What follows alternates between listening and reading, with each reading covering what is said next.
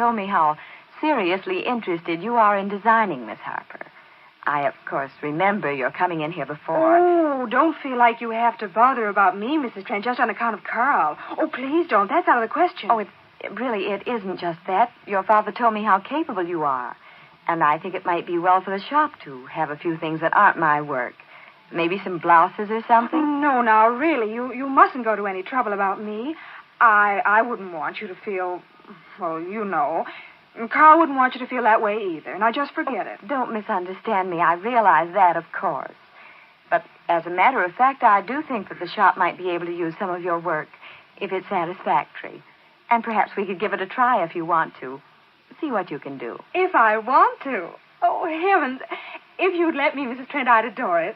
If you really want me, just because you think I could design things that might actually sell, oh, I'd be thrilled to death. Well, it all depends on your ability, of course.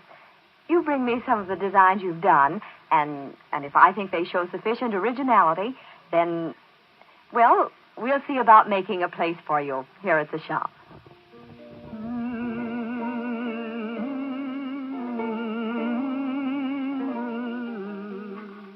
Doris Harper's plan, into which she forced her stepfather, has worked out exactly as she wished it. And now, it seems that Helen is bringing the first note of dissension into the shop. How will Doris and Chris get along? And how will this affect Helen? Well, listen for Helen Trent tomorrow.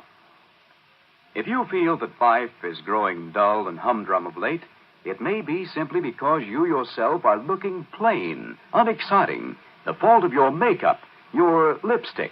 Then try the lipstick that many noted French women use to gain the allure for which they're famous. Angelus lipstick. Angelus.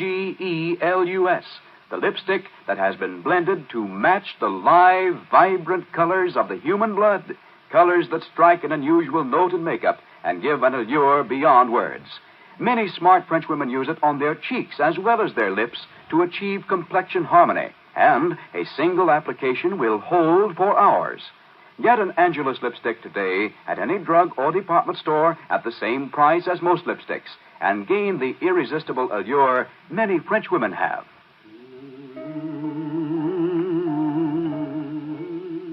Helen Trent will be on the air at the same time tomorrow. Helen Trent's announcer, Don Hancock. To keep household mechanical devices running smoothly, use triple-acting 3-in-1 oil. Get 3-in-1 at any hardware, grocery, or department store. Also in 10-cent stores and automobile accessory departments. Ask for 3-in-1 oil today.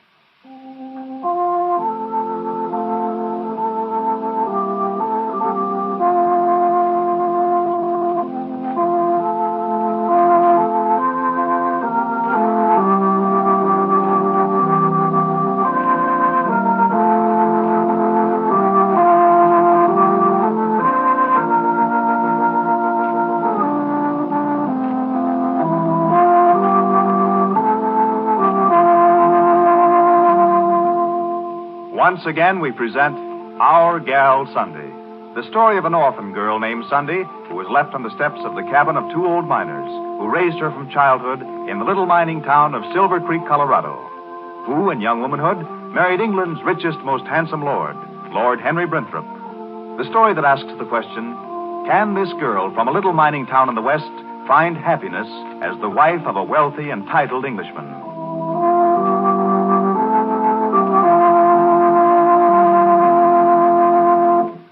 Let me tell you about a remedy that thousands of people now use to get quick relief from the pains caused by headache, neuralgia, and rheumatism. People use it because the results are truly astonishing. This remedy is called Anacin, and the reason so many people rely upon it is that it was first suggested to them by their physician or dentist. Perhaps you, too, at some time, have been handed an envelope containing Anacin tablets. If you haven't discovered Anacin through this channel, then, by all means, discover it for yourself. For your own sake, to get quick relief, Anacin is certainly worth a trial. Of course, there's a reason why Anacin is so amazingly effective. It is made up of a combination of different medically proved and tested ingredients, not just one. It is like a doctor's prescription that way, for a prescription nearly always calls for a combination of different ingredients. Try Anacin on this basis. If the first few tablets fail to give the quick relief you want, you may return the unused portion and your money will be refunded. So, be prepared next time you suffer from a headache or neuralgic and rheumatic pains. Get a supply of Anacin at any drugstore today and have it on hand. Spelled Anacin, it comes in tins of 12 and 30 or bottles of 50 and 100 tablets.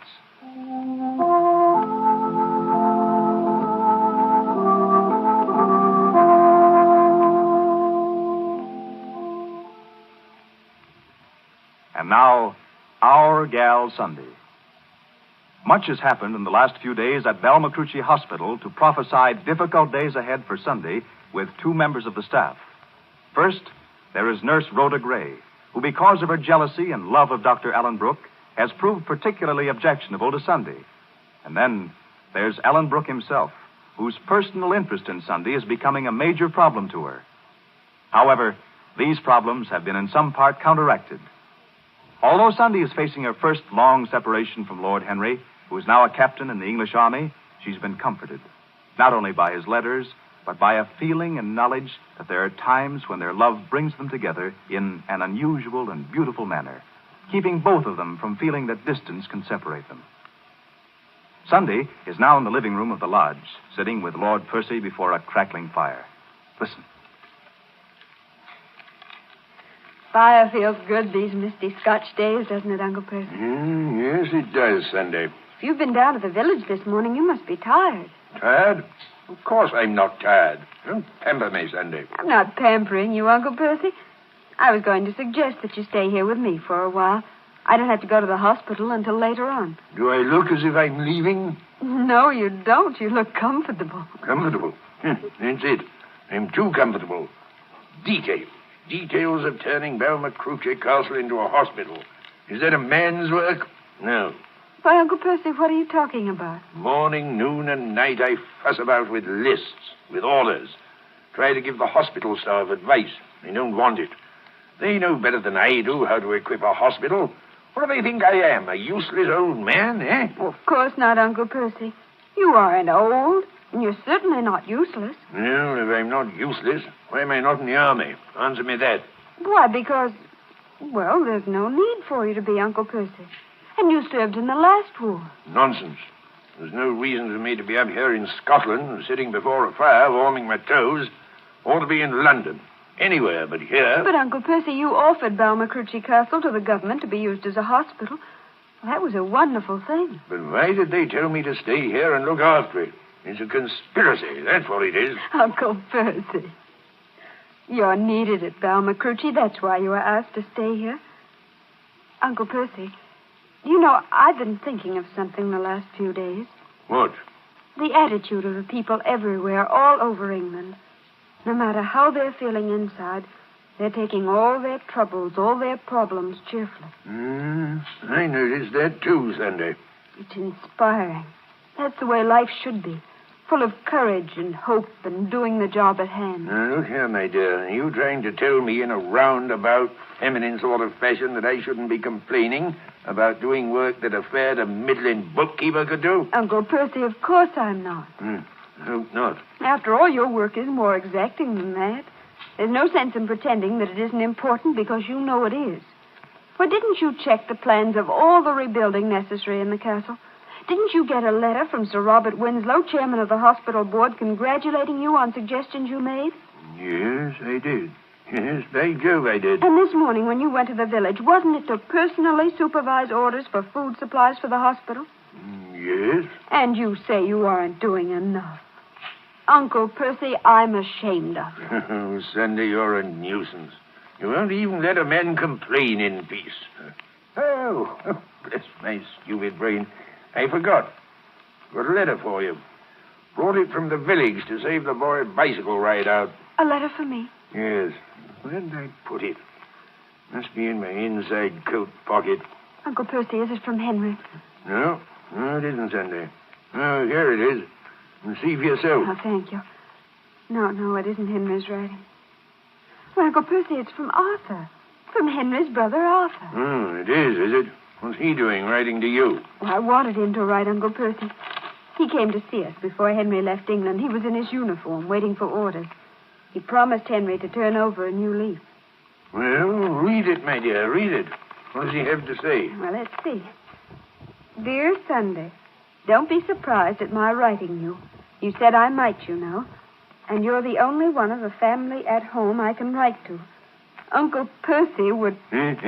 What's that? Uncle Percy would probably growl himself into a minor fit if he even saw my handwriting. Blasted impertinence. Me growl myself into a fit? What does he mean? Though he might be secretly pleased, because I know jolly well he cares for every one of us very deeply. Even me, the black sheep of the Brentwood family. I'll have to write to Arthur myself and ask him what he means. Discussing me in a letter to you. Oh, it's a long letter. Something to tell you. What is it? Wait, what's this? Something about Thomas McTaggart. Oh, yeah. You know Uncle Percy, Kathy's husband. But that means he may have seen Henry because Thomas is Henry's orderly. Well, let me see.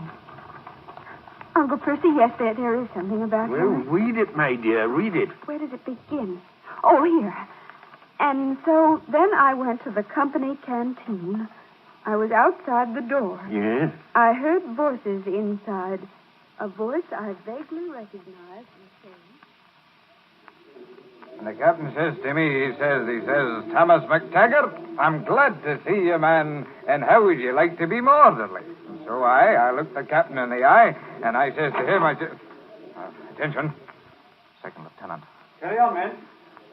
The captain's orderly here? Yeah, that would be me, sir. Private McTaggart speaking. Private McTaggart? Thomas? Well, sir, I don't know how you... What? Lieutenant Arthur Brinthrope. Well, I can't believe my eyes, sir. Thomas, it's good to see you again. Aye, well, it's the first time in over 3 years. Yes, it's all of that, Thomas. Is your captain about? Oh, I saw that he is. In his office at this very minute, working on his reports. Yeah, if you'll come with me... Oh, wait a second, Thomas. There's something I want to ask you about. Let's stand in this hole, shall we? Aye, Lieutenant. Yes, sir. What did you want to say to me, sir? See here, Thomas. I heard in a roundabout way that your second lieutenant is being transferred. Know anything about it? Aye, that's the truth, sir. And I'm wishing this very instant that you were taking his place. Ah, 'tis a great company, sir, and it's a great captain we've got. Are you thinking of joining us? Well, yes, I am. Oh, that's good. And when captain... Not so fast. I have my own way of doing this, you know. Oh, I'm sorry, sir. I was only thinking that when captain... Yes, I know. Your captain will have to approve of me first. Oh, but he will, sir, he will. How can he help it when... Where's the captain's room, Thomas? Oh, well, I'll take you there. No, thanks. I'll find it. Down the hole on the left, isn't it? No, it's the third room on the right, Lieutenant. I'll find it. Cheerio, Thomas. Cheerio, sir.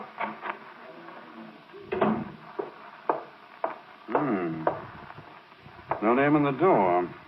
Well, here goes. I'll try this one. Come in. Captain, I'm a lieutenant from the... Arthur. Henry. Why, Henry. By Jove, Arthur, this is a surprise. Yes, it is. But I talked with Thomas, and I told him I wanted to see the captain. I had no idea you were captain. Oh, I say, Henry... Well, sit down, Arthur.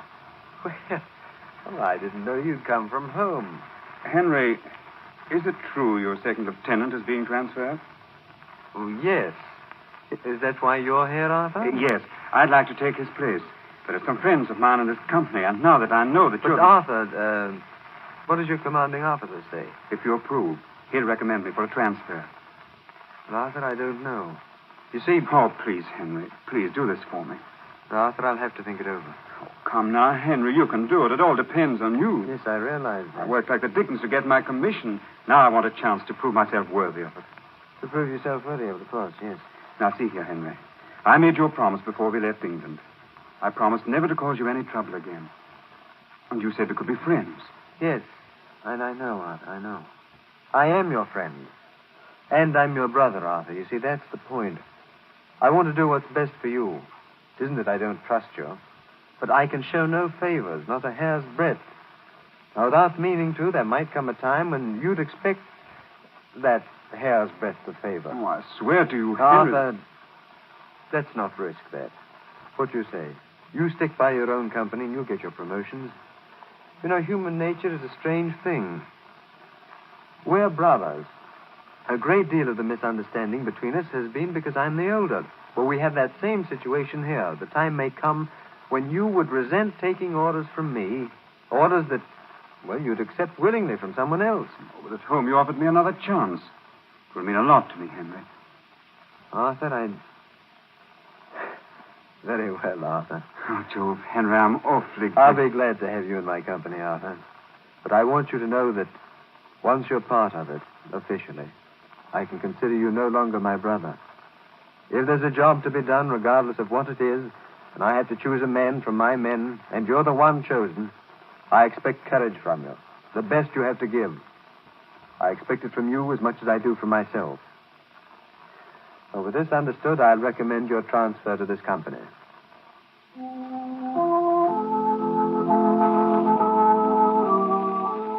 What will happen to these two brothers fighting side by side? One, a captain, the other, a subordinate. Will Henry be placed in a difficult position? Will Arthur's past misdeeds play any part? And what of Sunday's own situation at Balmacucci Hospital and Nurse Rhoda Gray's jealousy because of Dr. Ellen Brooks' infatuation for Sunday? What dramatic twist will the personal problem surrounding Sunday take next? Be sure to listen tomorrow to the next episode of Our Gal Sunday. Our Gal Sunday is brought to you by the makers of Anacin, that remarkable way to get quick relief from the pains of headache, neuralgia, or neuritis. The reason Anacin acts so fast is because it is like a doctor's prescription, a combination of medically tested active ingredients. Next time you have a headache or neuralgic pain, try Anacin. You'll be amazed at what it does for you. All drugstores have Anacin in tins of 12 and 30 or bottles of 50 and 100 tablets. Anacin is spelled Anacin.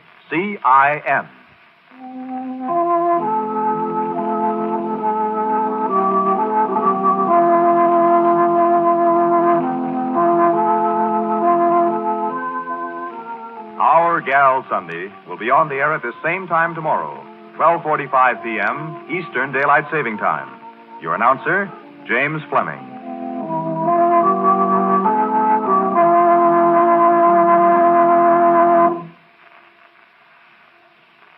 Why cook two sets of meals, one for baby, one for the family? Get Claps strained baby foods. Claps foods are already prepared, pressure cooked to safeguard vitamins and minerals, smoothly strained but never too liquid. Many doctors approve Claps strained baby foods. This is the Columbia Broadcasting System.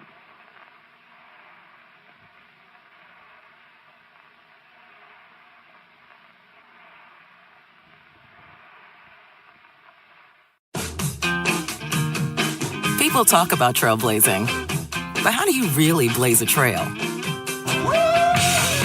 With all-terrain tires, a tubular roof rack, a lifted suspension, and a rugged build that craves adventure. This is the off-road unlocked. Find your path in the Nissan Pathfinder Rock Creek. Hey, it's Dennis Quaid here. There's a pressing issue that still needs attention, the state of our retirement savings. We're dealing with $36 trillion in debt, and the interest on that debt is now greater than our entire defense budget for the first time in history. And with global tension still high, it's more important than ever to help secure your financial future. That's why I partnered with a great company, Goldco, who is offering you a free copy of their Gold and Silver Kit. The kit contains vital information to help you navigate the current economic landscape and offers strategies to help you protect your life savings. Get a free Gold and Silver Kit to get the facts and make a decision that's right for you and your family by calling 855-GOLD-IRA. You may even qualify for free bonus silver plus a free Ronald Reagan silver coin. Call 855-GOLD-IRA. That's 855-GOLD-IRA. This is the story of the one. As a custodial supervisor at a high school, he knows that during cold and flu season, germs spread fast. It's why, like you, he partners with Grainger to stay fully stocked on the products and supplies he needs, from tissues to disinfectants to floor scrubbers. also that he can help students, staff, and teachers stay healthy and focused. Call 1-800-GRANGER, click Granger.com, or just stop by. Granger, for the ones who get it done. Information is loveyourmindtoday.org. Loveyourmindtoday.org offers a range of guides, instructions, and insights for dealing with difficult situations or getting through a tough time. If you're struggling with mental health, get the help you need, because most people out here really care. Visit loveyourmindtoday.org. That's loveyourmindtoday.org. Brought to you by the Huntsman Mental Health Institute and the Ad Council. My name is Ariel. When I arrived in the U.S. at 19, I struggled to find job opportunities without my high school diploma. My entire life changed when I took a chance and got my high school diploma at age 22. Everything I have, my education, my career, my marriage, I owe to the Adult Literacy Center and my teachers. They were with me every step of the way, helping with my English and math, making sure I pushed through all the challenges. Ariel, your success proves that what I'm doing as a teacher has real meaning. It was an honor helping you achieve your greatness. Now you're helping others achieve theirs. It inspires me. Education was the key that unlocked all my opportunities. When you graduate, they graduate. Find free and supportive adult education centers near you at finishyourdiploma.org. Brought to you by Dollar General Literacy Foundation and the Ad Council. More from September 21st, 1939, as WJSV, A Day in Radio History, continues on Old Time Radio USA. Brought to you by the WOTR Radio Network.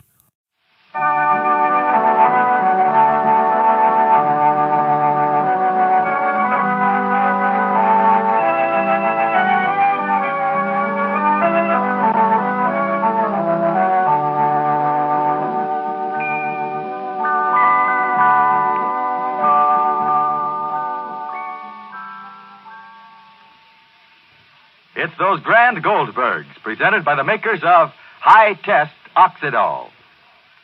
Going, almost gone. Yes, folks, I mean Oxidol's Jingle Jubilee. Only 2 more days and this great contest is over. Only 2 more days left to jingle your way into $1,100. So start jingling today. 8 $100 bills given every day this week, Monday through Friday, just for best last lines to a jingle about Oxidol in washing machines.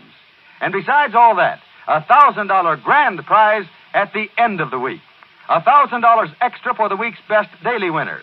But today's Thursday, remember. So just today and tomorrow, that's all the time left to get in line for one of those $100 daily prizes and that $1,000 grand prize. So get your pencil right now, because here's the jingle. High Test Oxidol's a delight, said a clever young housewife named Wright. In my washing machine, it gets clothes so clean. Now you just add a last line that rhymes with Wright. A line that rhymes something like, they're really a marvelous sight, and send with your name and address and an Oxidol box top or facsimile to the Goldbergs, Cincinnati, Ohio. Now that's all it takes to line yourself up to win $1,100 before this great contest closes. Now, your entry goes in today's contest if it's received today, in tomorrow's if it's postmarked before midnight tomorrow and received in Cincinnati not later than October 3rd. Now, originality, suitability, and aptness are what count. Residents of continental United States, Hawaii, and Canada are eligible. Winners are announced 1 week after each daily contest. Complete printed lists of winners are available upon written request to the Goldbergs, Cincinnati, Ohio, after the final contest. The same jingle is used throughout the contest. Now, your dealer has it and the rules, and you may send any number of entries, just so each is accompanied by an Oxidol box top or facsimile. So don't let anything stop you from sending 1 or more entries with your name and address to the Goldbergs, Cincinnati, Ohio, today. Now, to be sure and get in line for $1,100 before this great contest closes tomorrow. And wait after today's show for last Thursday's winners. And now, the Goldbergs. Well, the Goldbergs are riding home to New York, and very fast, too. The man they hired, a certain George Stark, is a daring driver. And yesterday, He beat a train to a certain small station. But why? Why? The Goldbergs wanted to know. And then he told them, surprisingly enough, that he was picking up his baby, which he intended taking to his mother. And then we heard what he said to the woman who brought the child. And it sounded very, very queer. What is Stark up to? Listen.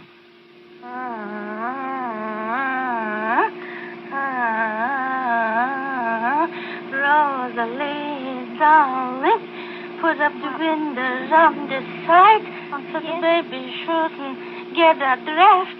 All right, Ma.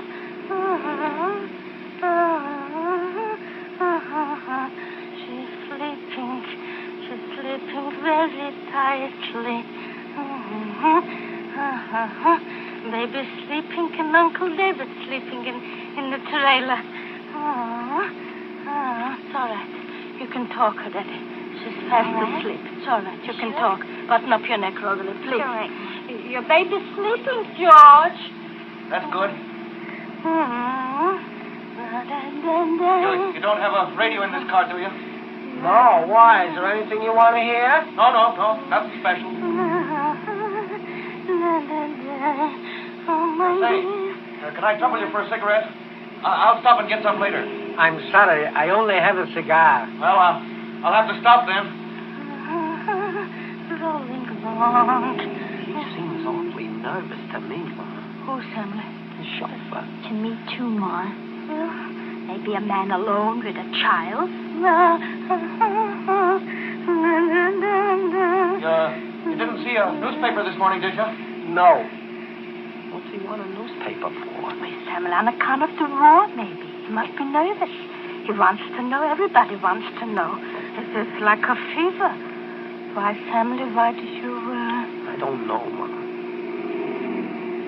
What did he turn for? We're supposed to stay on Route 6. George, why did you turn off? I want to get some cigarettes. I want to get a newspaper. Well, we'll be putting on about 15 miles that way if we go through the town. That's all right. I'll make it up. Is the baby sleeping, Molly? Yes, just fast asleep. Say, George, there's a speed limit on these roads. The state troopers... State troopers? Where? Oh, I just said... Oh, I thought you said you saw one. Why, you afraid of them? No. Why should I be afraid of them? I just don't want it to cost you anything. We get caught speeding. Afraid? I got nothing to be afraid of. She nearly got up.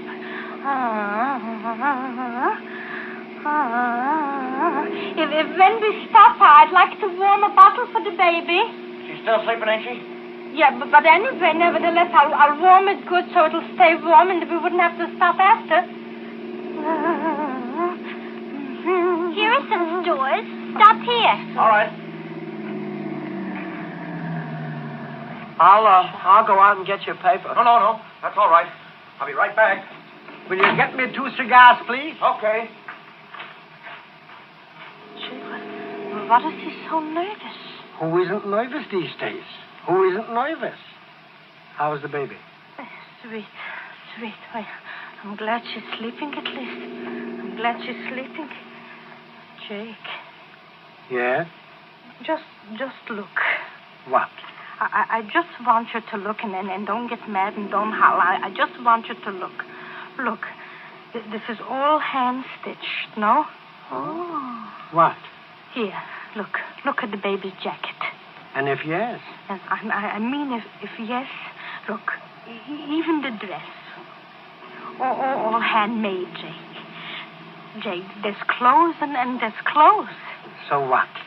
Something awfully funny here. Please. What's so funny? How do you know where these clothes came from? He must have been a chauffeur for rich people before he took this job. And maybe they gave the clothes to him. But anyway... please, without buts. You're not writing a scenario now. Molly, please.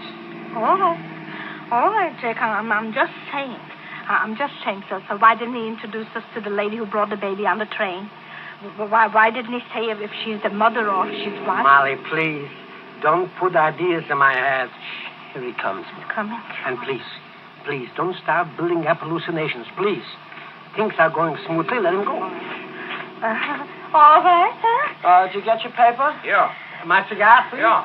I forgot to take out the milk. We can do that later. I've got to get to a telegraph office. I want to send a telegram. I'll make up all this time I'm losing for you.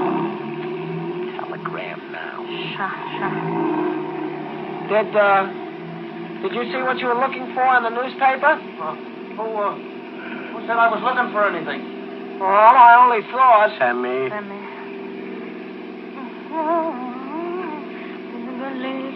Here's a telegraph office. Oh, where? Over there, on the other side of the street. Oh, I see it. You'll take the bottle out, please, of the milk. We can wait till we get out of this town, can't we? Well, no, if you're going out, I mean, anyway. If you're going, I would like very much that you should, Anyway. Every time the car stops, so she opens her eyes. I won't be a minute. All right. Ma, Pa, I don't like it. Like what? Well, gee, if you can't feel it, Pa, I can't tell you. Sammy, please. Don't let your imagination skip away with you. Please. Maybe he has some private trouble. Evidently he has. Otherwise, he wouldn't have been taking the child to his mother. It's just another marriage on the rocks. Well, if that's all it is, what did he want the newspaper for? And what did he want to know if we had a radio? And why doesn't he want to get the bottle for the baby? And who was the woman who got all the train? So what do you want me to do, what? Well, I know what I'd do, Pa. I'd pay him for his 2 days' work and give him the baby and go ahead without him. Maybe, Jacob. Nonsense. This is all speculation of your own imagination, Molly. And I don't want to hear another syllable pertaining to the same. Not one iota, you hear? All right, have it your own way, Pa. Oh, here he comes.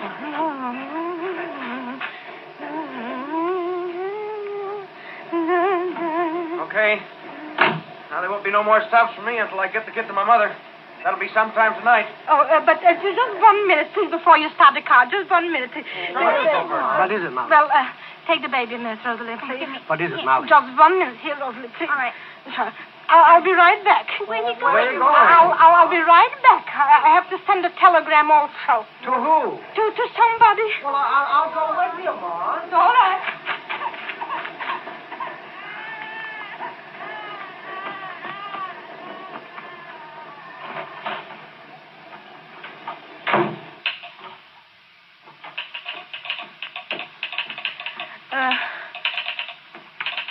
Is anybody?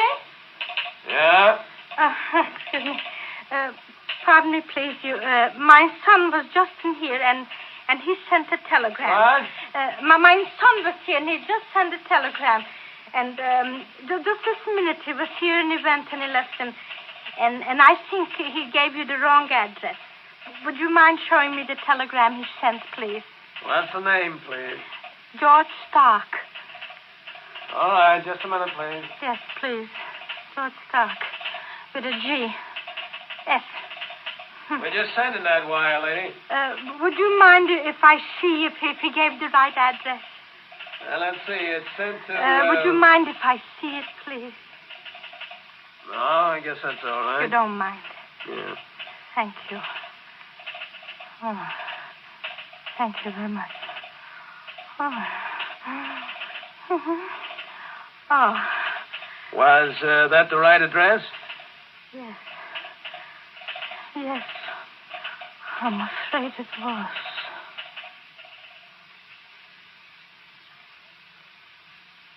The right address, but what was in the telegram? What did Molly see? And does this throw any more light on George Stark's mysterious doings? Now remember, just today and tomorrow to get in line for $1,100 in Oxydol's Jingle Jubilee. So just add a last line to Oxydol's Jingle and send with an Oxydol box top or facsimile and your name and address to the Goldbergs, Cincinnati, Ohio today. Your dealer has the jingle and the rules. And now, last Thursday's $100 winners. Mrs. E.M. Dibble, Pueblo, Colorado. Mrs. J. Henry Leno, Dallas Center, Iowa. Mrs. Ernest H. Bishop, Quincy, Massachusetts. Mrs. R. M. Ricker, Alcott, New York. Mrs. Mabel B. Jones, Lakewood, Ohio. Mrs. William H. Frank, Philadelphia, Pennsylvania. Mrs. Pearl Davis, Pittsburgh, Pennsylvania. Mrs. T. Broadhurst, Toronto, Ontario, Canada. Congratulations, winners. Now, be sure to listen to the next episode tomorrow. The Goldbergs find out what they think is the truth. Until then, this is Art Millett speaking for the makers of High Test Oxidol.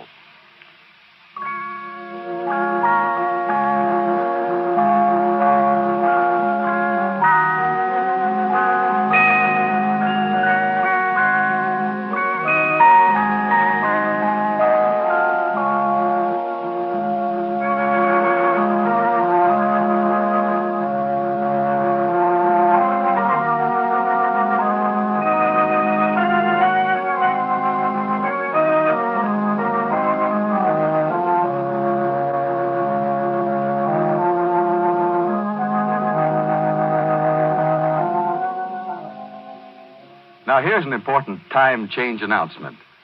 If you live in a community which has not been observing daylight saving time, beginning next Monday, September 25th, the Goldbergs will come to you 1 hour later than it now comes to you.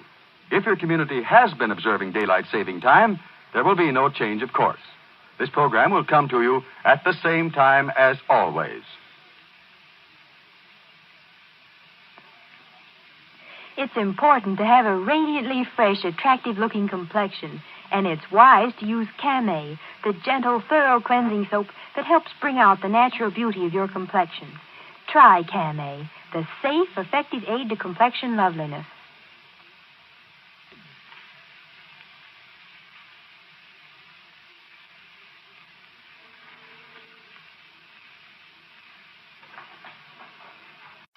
If you wonder what to do about a certain problem that's troubling you today, why not sit down and ask yourself, when tomorrow comes, what will I wish I had done today? That will help you believe that life can be beautiful.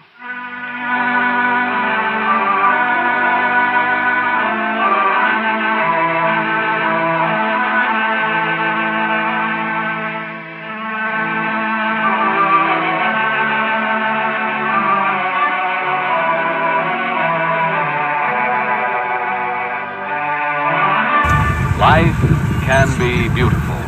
An inspiring message of faith drawn from life, written for you each weekday by Carl Bixby and Don Becker. Brought to you by Ivory Flakes.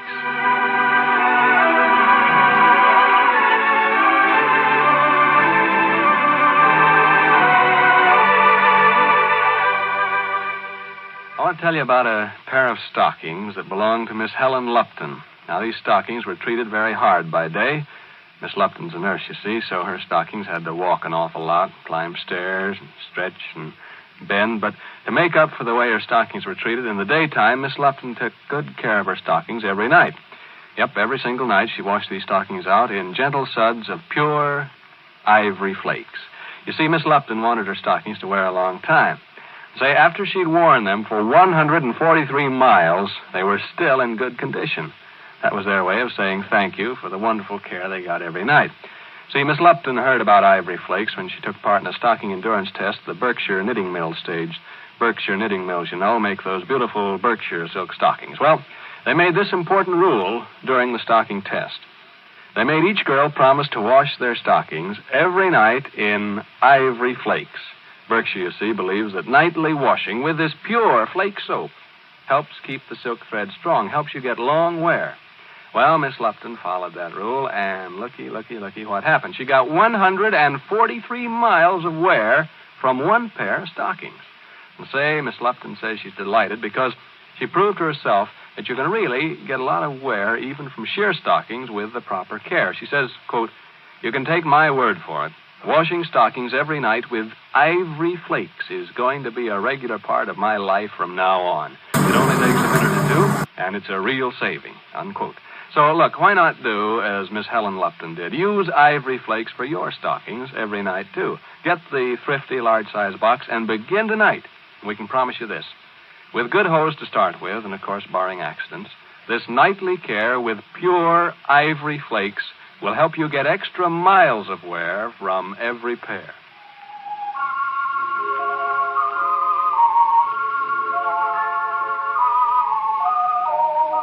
Now, again, Life can be beautiful. Chi-Chi and Stephen Hamilton are low in spirits today. They tried to get work, and it was a pathetic effort because Stephen is still in his wheelchair and Chi-Chi isn't well equipped for a job. Until his accident, Stephen had a splendid chance to resume his law career in the office of Myron Henderson. After that, he wasn't wanted. Oddly enough, Stephen's accident brought him an offer from lawyer George Moore. But Stephen refused it because he believes the man is a shyster who wants to gain sympathy from juries with a crippled assistant. Seems as though Stephen was right because Moore also tried to persuade Chi-Chi to cash in on her recent publicity by accepting a theatrical engagement. Well, it's hard to have to refuse work for the sake of principles, especially when any other job is so hard to get. Now, the next day, morning in the slightly red bookshop. Crisp, cool morning, warmed by bright sunlight. No kind of a day for sadness and disillusionment, but Chi-Chi doesn't appear to be very happy as she sits curled up in Papa David's big leather chair. Old David Solomon walks back toward her slowly, sadly, wagging his head. So you ain't finding it easy to be happy even on a nice morning like this? Crying with such big wet tears ain't the best way for starting out a new day, darling. Now, look, are you wanting Papa David's extra big handkerchief for wiping away the eyes? Eh? No. You know, it ain't having any fancy lace edges, but it's big, and it's absolutely okay for crying. And on account, you couldn't roll it up in a little ball like that one. Papa David, where's Stephen? Oh, he's in the back, Chi-Chi, in his room, reading something or writing something, I don't know. Gosh, it was awful the way Stephen and me tried to find somebody that wanted us, and nobody did. I don't care so much for myself. I mean, I'm okay, but Stephen's still in a wheelchair, and it must be awful to be like that and get the idea that nobody wants you and no work for you to do. There's nothing worse, Libby. Did he keep on calling up lawyers and asking them? Yeah, like a bulldog he was with the telephone in his teeth, and he wouldn't let it go. Even with his heart breaking up after every time he called the lawyer's office, and there was the same answer, no, he still kept on. Why didn't he just quit after a while when he saw there wasn't any use? Quit, Chi-Chi? Once when we were alone in the bookshop before you came to live with us, I was maybe had a little sneaking notion that Stephen was, like you said, a quitter on account he wouldn't brace up.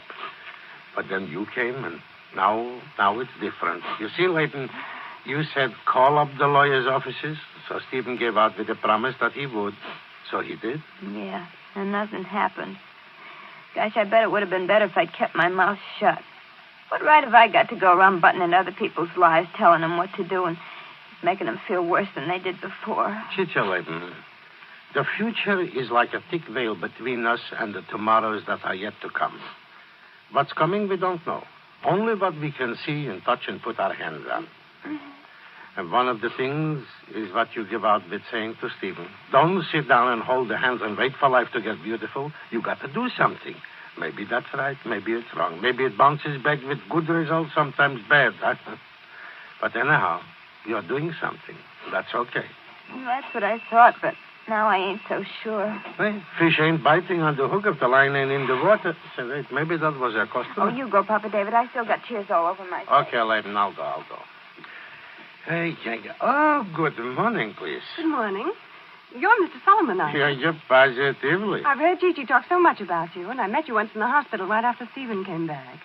I'm awfully glad to see you again. Yeah, Chi-Chi was talking about me. Oh, you don't know who I am, do you? Well, maybe I should know if I had my faraway-looking glasses on. I'm Kate Henderson. Oh, yeah. Miss Henderson. I just dropped in to see Stephen Hamilton. He's here, isn't he? Oh, yeah. I haven't seen him since he went back to the wheelchair. I was awfully sorry about that. Yeah, I know. Don't be afraid, Mr. Solomon. I'm not going to say anything to hurt Stephen. Honestly, I'm not. I have an idea the Henderson family has hurt him enough. My father's a little rigid in some of his ideas. Wait, please excuse the surprise, Miss Henderson. With a feather, you could knock me over. Huh? Wait, Chi-Chi, Leighton. Oh, is Chi-Chi here, too? What do you want, Papa David? Hey, come on, Chi-Chi, quick, come here. Okay, Papa David. Kate Henderson. Oh, gosh, Papa David, it's Kate Henderson. Yeah. How are you, Chi-Chi? I'm fine. I'm just swell. Gosh, am I glad to see you.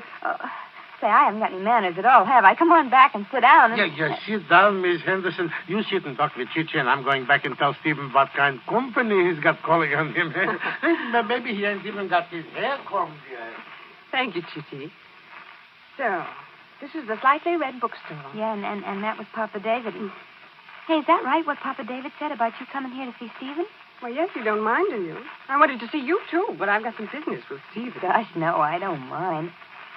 Did you say some business with Stephen? What kind of business? What's it about? I mean, oh, gosh, I haven't got any right to ask you that, have I? I'm afraid I'm too excited to remember about my manners. Oh, you don't have to worry about manners with me. We're old friends. Yeah, sure. Just sit down here. If you get down in Papa David's old chair, it's kind of hard to get out of it. Thanks. Well, Gigi, my honorable parent is fit to be tied. Is he? What do you mean? Mad. Mad as a wet hen. Oh, he is, huh? Mm-hmm. I don't know whether you know it or not, but it seems that Stephen has been calling around to other law offices in the city, trying to get a job. Well, what's wrong with that? Why, Dad thought Stephen was still on his payroll. Oh, you mean the checks he said he'd send to Stephen for a while just in case he got well? Yes. Several of his friends have told him Stephen's been calling around and asking for a job, and, well, you can imagine how Dad would feel. Yeah, I guess so. I mean, well, what do you mean? Is he really sore? Because is he go? Say, that's awful having your father mad at Stephen. It's awful. Well, maybe it isn't. You know, Dad's funny. He's just as sweet as he can be, but he's a lawyer. And sometimes he even seems to think like one of his musty old law books. I guess all lawyers are like that. Stephen, too. By the way, didn't Stephen get the check Dad sent him and the letter? Oh, yes, he did. But he said he wasn't going to take charity.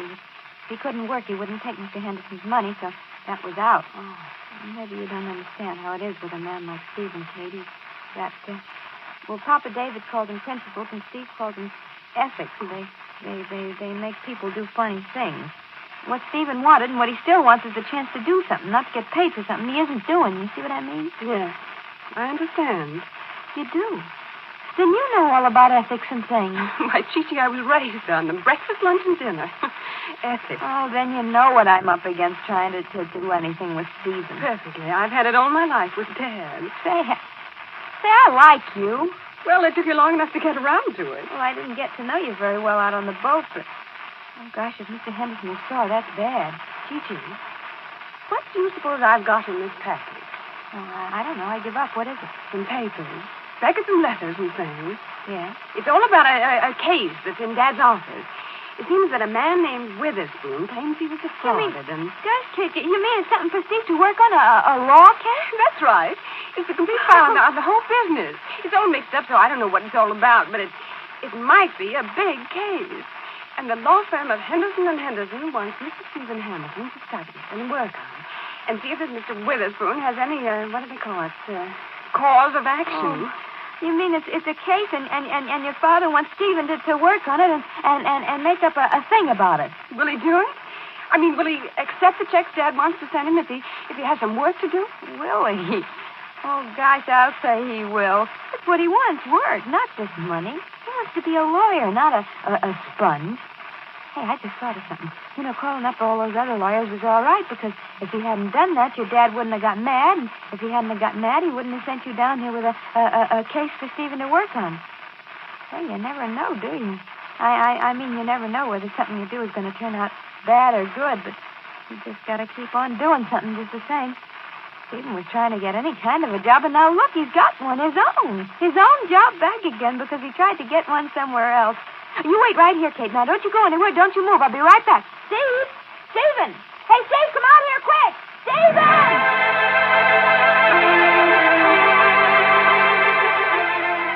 Well, Papa David certainly called that one. What difference does it make if you plant a seed and the plant grows somewhere else?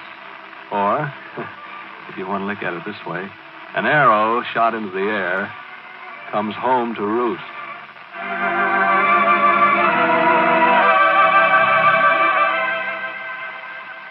You know, when you listen to Life Can Be Beautiful, you get the feeling that Chi-Chi and Papa David and all the others are sort of like old friends, don't you? Isn't that the way it is? Friends that you look forward to visiting with every day. Now, I never heard of anybody looking forward to dishwashing, but just the same, I know a lot of you feel friendly to the soap that helps your hands look nice and gives you speedy suds at the same time. Yes, ma'am, I mean good old ivory flakes. Of course, you know that ivory flakes are just thin flakes of pure ivory soap, the soap that's safe even for a baby's skin.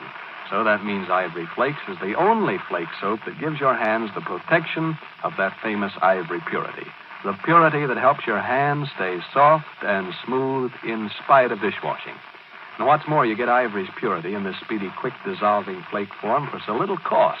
Why, one generous, large-sized box of Ivory Flakes will do all your dishes for about 3 weeks.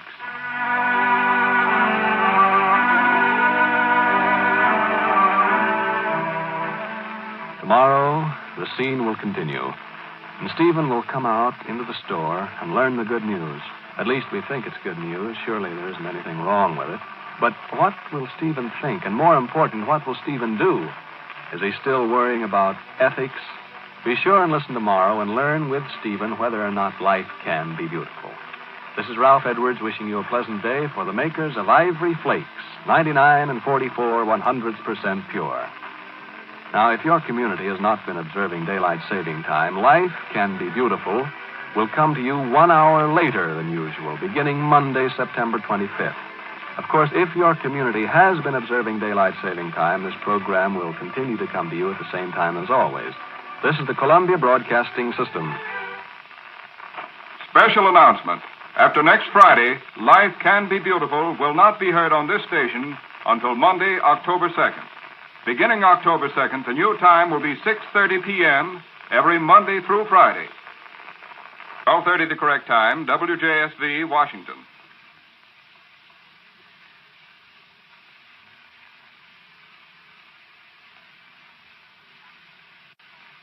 Dr. Brent, call surgery. Dr. Brent, call surgery. Dr. Brent, call surgery. Road of Life, the dynamic story of Dr. Jim Brent. Brought to you by the makers of New Chipso, the faster sudsing soap for easy wash days. Dr. Brent, call surgery.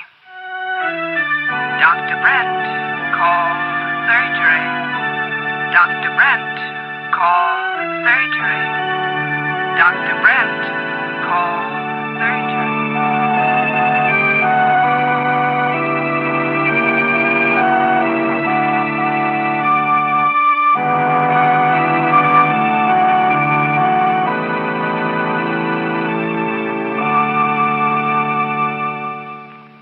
Let me tell you about something that's sensationally new.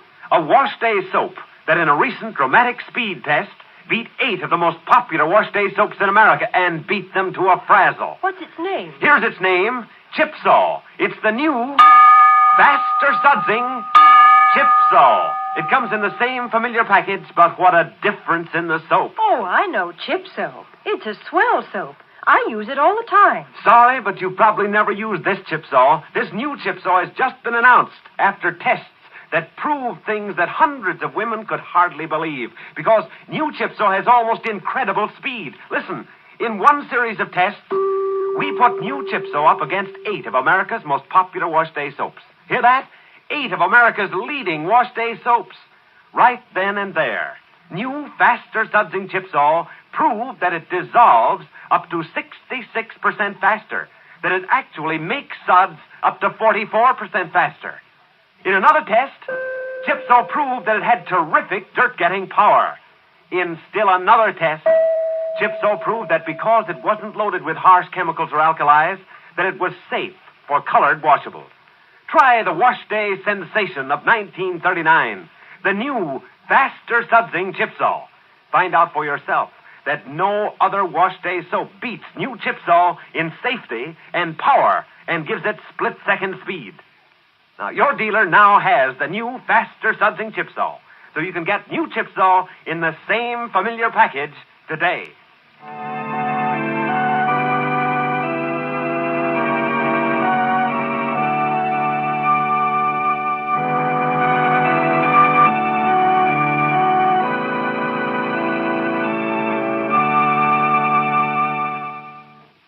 And now, Road of Life.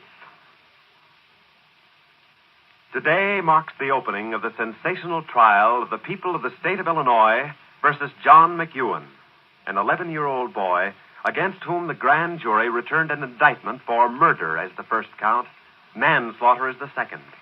A momentous day for the impressionable youngster upon whom it will leave an indelible impression for the rest of his journey along the road of life.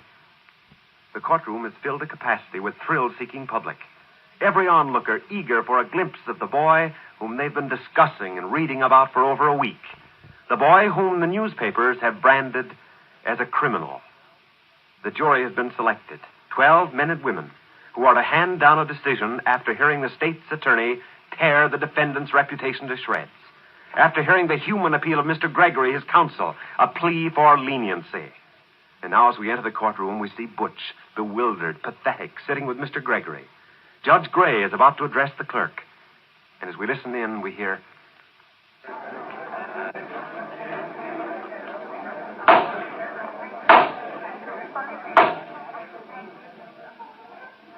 Swear the jury, Mr. Clerk.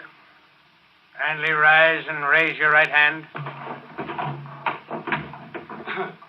You and each of you do solemnly swear by the ever-living God that you will well and truly try the issues joined herein, and a true verdict render according to the law and evidence. We do.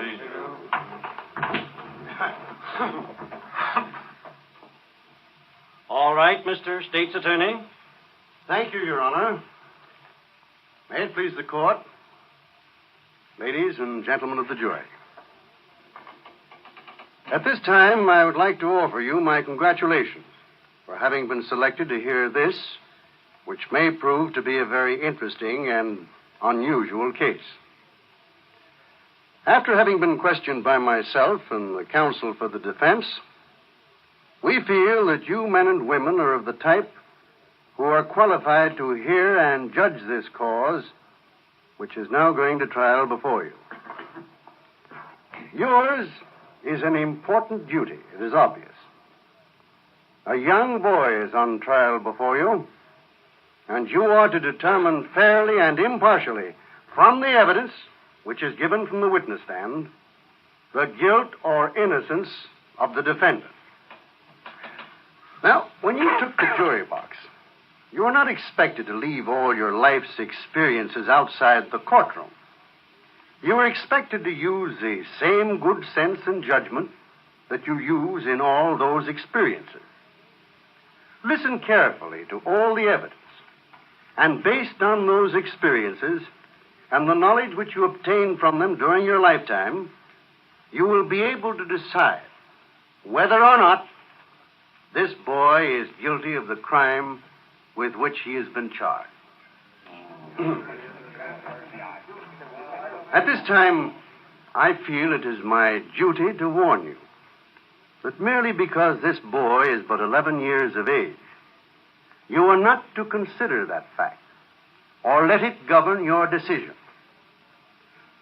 After you've heard all the evidence, the court will instruct you that any infant over 10 years of age may be found guilty of any crime or misdemeanor if the evidence so warrants.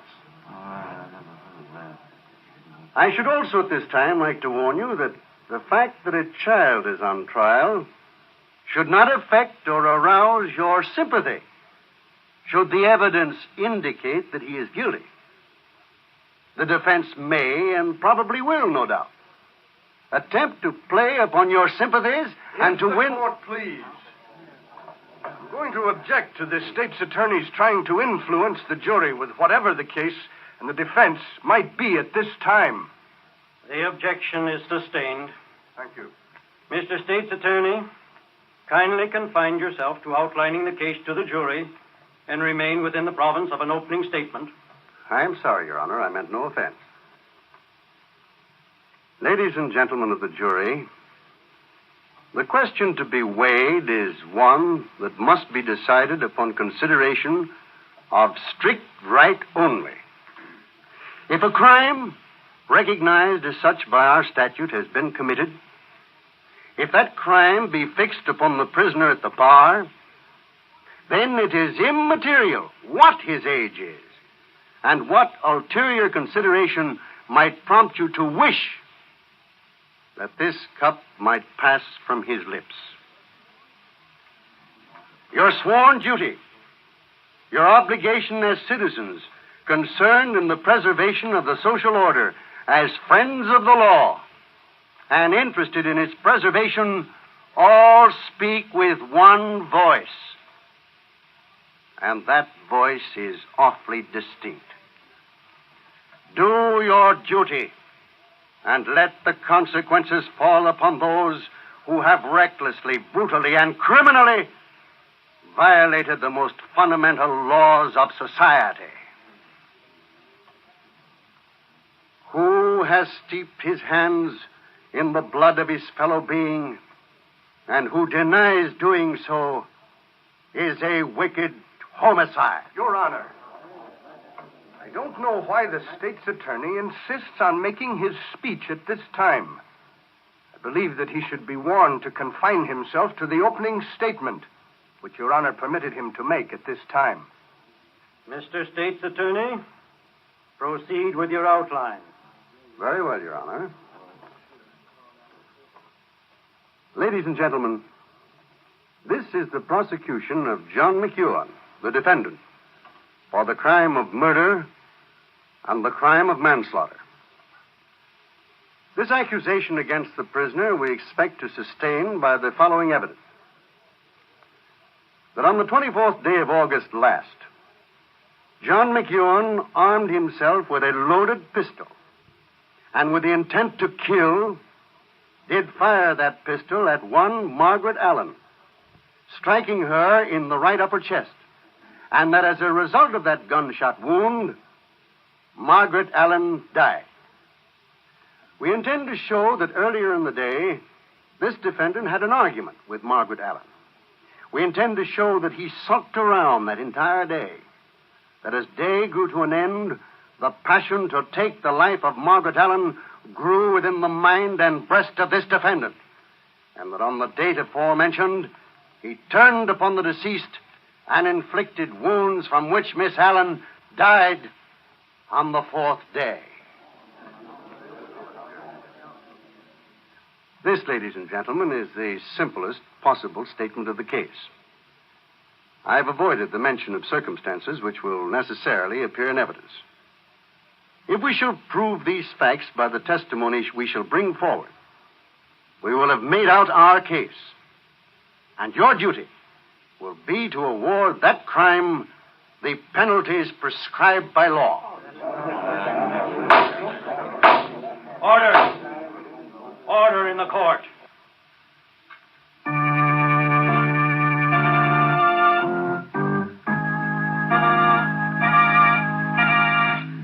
Surgery. Calling Dr. Brent. Surgery. Calling Dr. Brent. Surgery. Calling Dr. Brent. And so we leave the courtroom of Judge Gray as the state's attorney finishes his opening statement, which has been of little or no significance to the young boy who sits alternately staring at him, then at his three friends in the front row, Jim, Grandpa, and Dr. Thompson, whose serious expressions give way to reassuring looks as they feel Butch's eyes turn in their direction. What will Mr. Gregory have to say when he addresses the court and jury? Be sure to listen tomorrow. Here's some startling news. News about the new, faster sudsing chip saw, introduced for the first time this week and now at your dealers. News of economy. Ounce for ounce, you need 26% less of the new, faster sudsing chip saw in your tub, washer, or dishpan than the average of 8 of America's most popular wash day soaps. News of speed and power. When we compared the new, faster sudsing chip saw against 8 of America's most popular wash day soaps, it proved that it dissolved up to 66% faster and makes suds up to 44% faster. With the new, faster sudsing chip saw, your whitewash will be brilliantly white, and you'll still feel fresh and ready for a day's fun. For new, faster sudsing chip saw combines Dirt getting power, real power with all its speed. And here's the biggest news of all. If you don't agree that new, faster sudsing chip saw gives you everything we've promised, return the unused portion to your dealer and he'll refund your money. Get an economical package of the new, faster sudsing chip saw in the same familiar package today.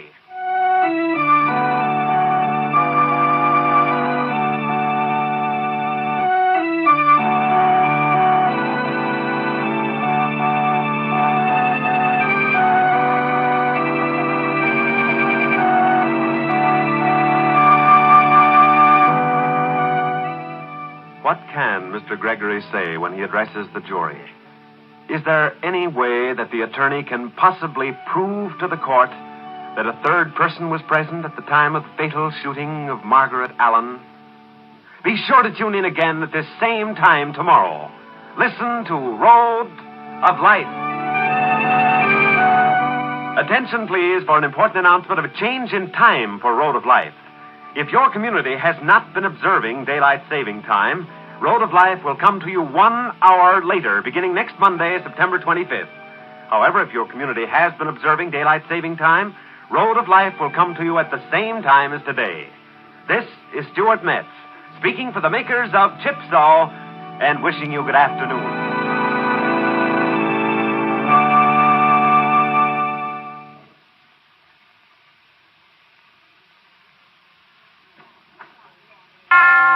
You want long wear from silk stockings, don't you? Well, the makers of famous hole-proof stockings say, wash every night in ivory flakes. Try this for extra wear from every pair. Wash your stockings every night in pure ivory flakes.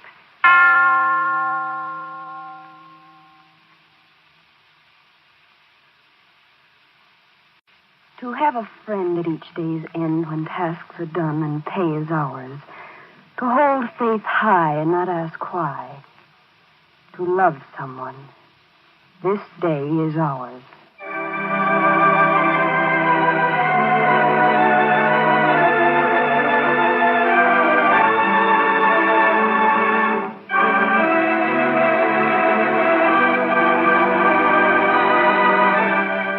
Crisco presents a thrilling love story entitled This Day Is Ours.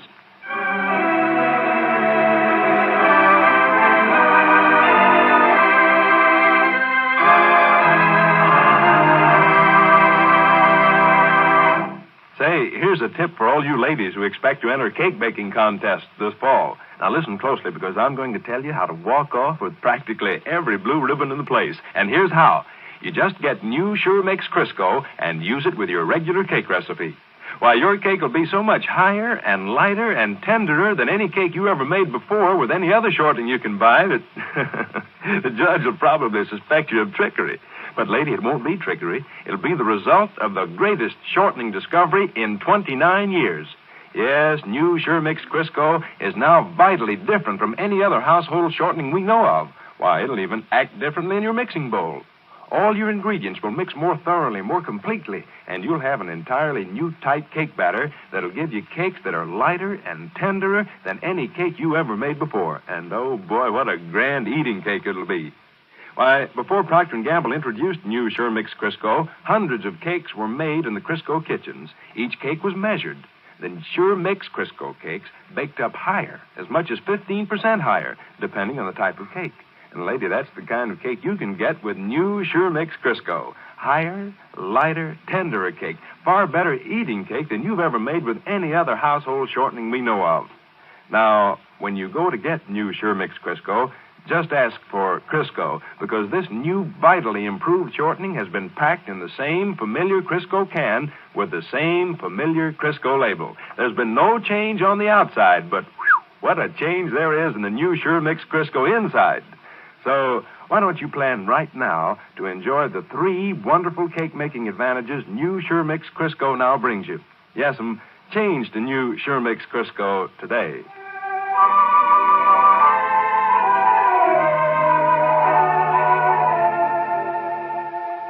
And now, this day is ours. Late last night, in Mrs. Simpson's boarding house, her lovely face lit by a shaft of moonlight, Eleanor was tense and drawn. Her eyes were heavy and weary from lack of sleep. And when Kurt said goodnight, she said, Kurt, I've been thinking of Myrtle and the things she said to me. If I thought I'd ever be as bitter and cynical toward marriage and life, I'd rather be dead, really, I would. Oh, hold me tight, Kurt. Hold me tight because I'm afraid. It's early the following evening. Kurt has been out looking for work all day, while Eleanor's been sewing and mending her meager wardrobe in preparation for her coming marriage. Now, alone in the front parlor after dinner, they sit in silence, both wrapped in deep thought. Finally, Eleanor looks at the shaggy-headed man she's promised to marry and says, Kurt, I feel terrible about last night, really, I do. Huh? I shouldn't have gone all to pieces and said what I did. Oh, there's nothing wrong in that, Duchess. I'm glad you told me how you feel because, well, I'm the guy you're going to marry. And I'm the guy who ought to know. Oh, Kurt, I'm afraid I'm an awful sissy. Well, that's okay with me. I don't like hard-boiled women anyway. But I shouldn't have let Myrtle Simpson break me up that way. But I couldn't help it, Kurt. She sat there and told me exactly how I felt about marrying you without a job or any real hope for the future. She looked right through me like a crystal gazer. Yeah? And then she explained she felt the same way just before she married Jimmy. That's what frightened me, Kurt. Now, look, Duchess, look. Come here. Relax, will you? Relax. Yeah, that's better. Now, what are you worrying about, huh? You got me, and I got you. Right? Yes. If we don't have anything else, we have that much. Sure. We've got each other, haven't we? Yeah. You know, I ain't much of a philosopher, Duchess, but this much I do know. A home, a family, all life has to begin just like we are. Man and woman. Mates. Adam and Eve didn't have anything, and they did all right, didn't they? I don't know my Bible very well, but I can't remember it saying anything about Eve getting bitter and cynical and fed up with married life. On account of they didn't have any money or pretty clothes. Of course, maybe I'm not a good guy like Adam was. Oh, yes, you are. At least you are to me. Well, then we can't miss. And you won't ever be like Myrtle. Well, you're not that type. I don't think Myrtle was either before she married Jimmy. I thought so at first, but I don't now, Kurt. That's why I was so scared. Maybe this marriage without money or any hope of money does something to you. It certainly did something to Myrtle. Now, look, I won't let it do anything to you, Duchess. I promise you. Kurt, do you think we did right in turning down Miss Farnsworth's job? Oh, we don't want to wait a whole year to get married, do we, Duchess? Huh? No, I guess not, Kurt. I don't. Oh, of course. Kurt, who's that? Huh? Oh, hello, Kurt. Hello. Hello, Jimmy. Is Grandma here? No, she isn't, Jimmy. I think she's out playing off that euchre tournament that she had last night. She tied with a Garfield flash and upset the whole euchre world. Oh, Kurt, you clown. Of course she did. Eleanor, look, I hate to bother you with this, but... Well, you know Myrtle and you've talked to her. You've seen the way she's been acting. Jimmy, is something wrong? Yes, I've been out all day looking for a job, and when I came home, she was all dressed up, fit to kill. I don't know where she got the money for a new dress, but she's got one. She's going out dancing. Oh. Look, don't let her go, pal. Put your foot down. Well, I did, but she's going just the same. Yeah, I see. Say, Duchess, I'd like to talk to Jimmy alone. We'll step out for a minute. Do you mind? No, go ahead, Kurt. Okay. Come on, Jimmy.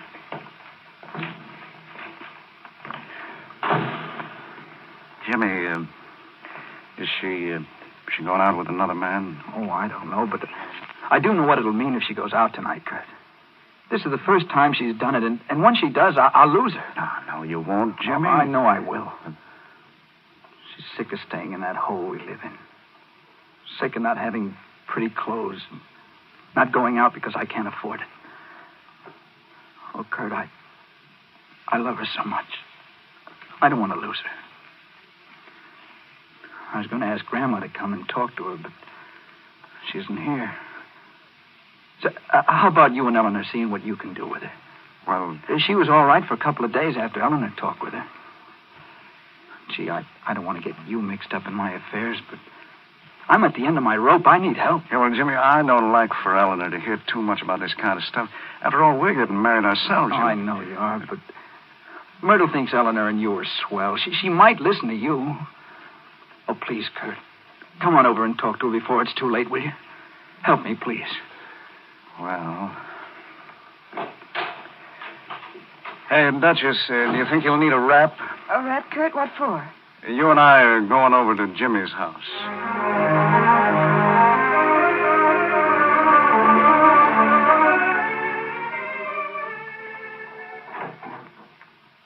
Well, hello, Kurt. Hello? Hello, Eleanor. Hello, Myrtle. What'd you do, Jimmy? Round up a convention? Why didn't you bring the police force while you were at it? Oh, listen, Myrtle. Eleanor and Kurt wanted to come over and talk to you. You aren't man enough to keep me here by yourself. You have to round up the whole neighborhood to help you. Now, wait a minute, Myrtle. Kurt, don't argue with her. Listen, Jimmy. What have you got to offer me in the way of entertainment? A 6-month-old 5-cent magazine and a glass of imitation root beer. We haven't even got a radio, and you want me to stay home when I got a chance to go out for once in my married life and have a good time and not be ashamed or worried whether my skin's showing through an old dirty dress. You got nerve enough to go over and blab to Kurt and Eleanor and make them think you're the pure abused husband whose wife is cruel and heartless and no account? Well, Jimmy, you may be right. As far as I'm concerned, we're all washed up. Okay, Myrtle. That's the way you feel. That's a lovely dress, Myrtle. Yes, I think it is, too. I hope you have a good time. Where are you going? Out. With Sammy Foster. I suppose you want to know that, too. Sammy Foster? Yes, Sammy Foster. He's asked me to go out dance with him, and I don't see any reasons why anything's wrong with that. Where'd you get that dress? Did he buy it for you? Yes. He sent it to the house this afternoon. I didn't want to take it at first, but when I tried it on, I couldn't send it back. It was too lovely. And I've been wanting to do something like this for too long a time to turn down the chance now. Who's Sammy Foster, Jimmy? Oh, he's a crooked lawyer in town. He's got a rotten reputation.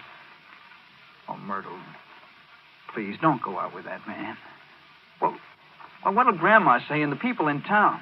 Everybody knows it. Jimmy, for a whole year I worried about what Grandma would think, what you would think, what the grocery man would think, the neighbors, the whole town. But now I'm through worrying about what people think. From now on, I'm going to worry about Myrtle and nobody else.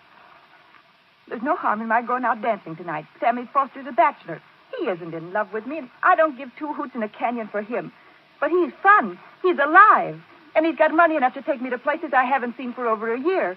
He's got money enough to show me a good time for once in my life. But, Myrtle, it doesn't make sense. How can you have a good time with a man you don't care anything about if it's going to cost you the respect of the man you love, your husband? Listen, Eleanor. When you're married to Kurt for a whole year and you find out he can't give you the things a woman loves and wants, the little things that make a woman's life worth living, you'll whistle a different tune. Your head's all full of sugar plums and lovebirds right now. And you think I'm a selfish woman who ought to be tied to a post and lashed like they did in the Middle Ages. Well, maybe you're right, Eleanor. But wait until you're married to Kurt for a year. Let him be poor, without a job or even the hope of one. And you'll probably do just what I'm going to do.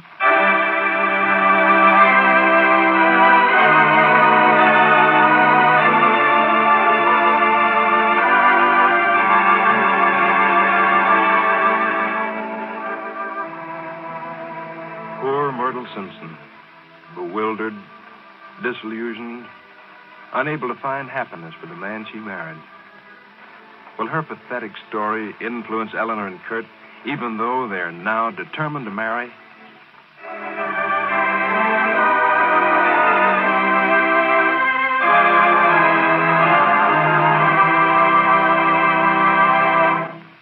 Say, the next time you shop for groceries, you'll probably hear more women than ever asking for Crisco. And you know why? Well, Crisco isn't just Crisco anymore, that's all. No, ma'am. It's new Sure Mix Crisco now. And it brings you 3 new wonderful cake-making advantages. Yes'm, as our baking tests show, new Sure Mix Crisco will give you higher cakes, lighter cakes, and tenderer cakes than you ever made before with any other household shortening we know of. And, what grand eating cakes they'll be, too. Now, maybe you don't think that a shortening can make so much difference in cakes. Well, there's one good way for you to find out. Just use new Sure Mix Crisco yourself. Now, Sure Mix Crisco is packed in the same familiar Crisco can with the same familiar label. So just ask for Crisco. But when you use this vitally different shortening, you'll know why it's new Sure Mix Crisco now. And here's news, lady. Listen to me. Do you want $5,000 cash to drop into your bank account? Yes'm, I said $5,000. And I mean $5,000. That's the grand prize in Crisco's exciting new all-cash slogan contest. And listen, there are 100 other prizes, each $50 cash. For complete information, set your dial to this program next Monday, September 25th. Don't forget.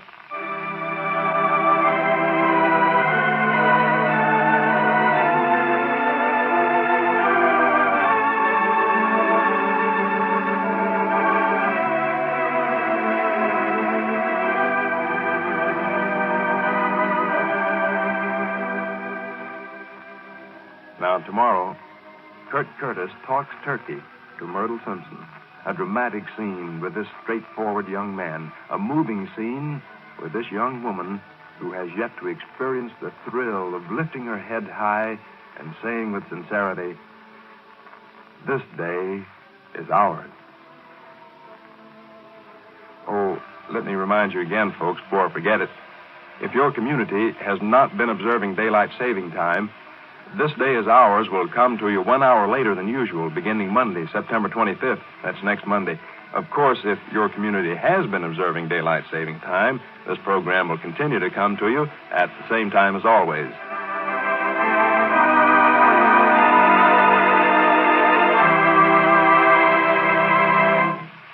This is Melvin Allen wishing you a good day for the makers of Crisco. This is the Columbia Broadcasting System.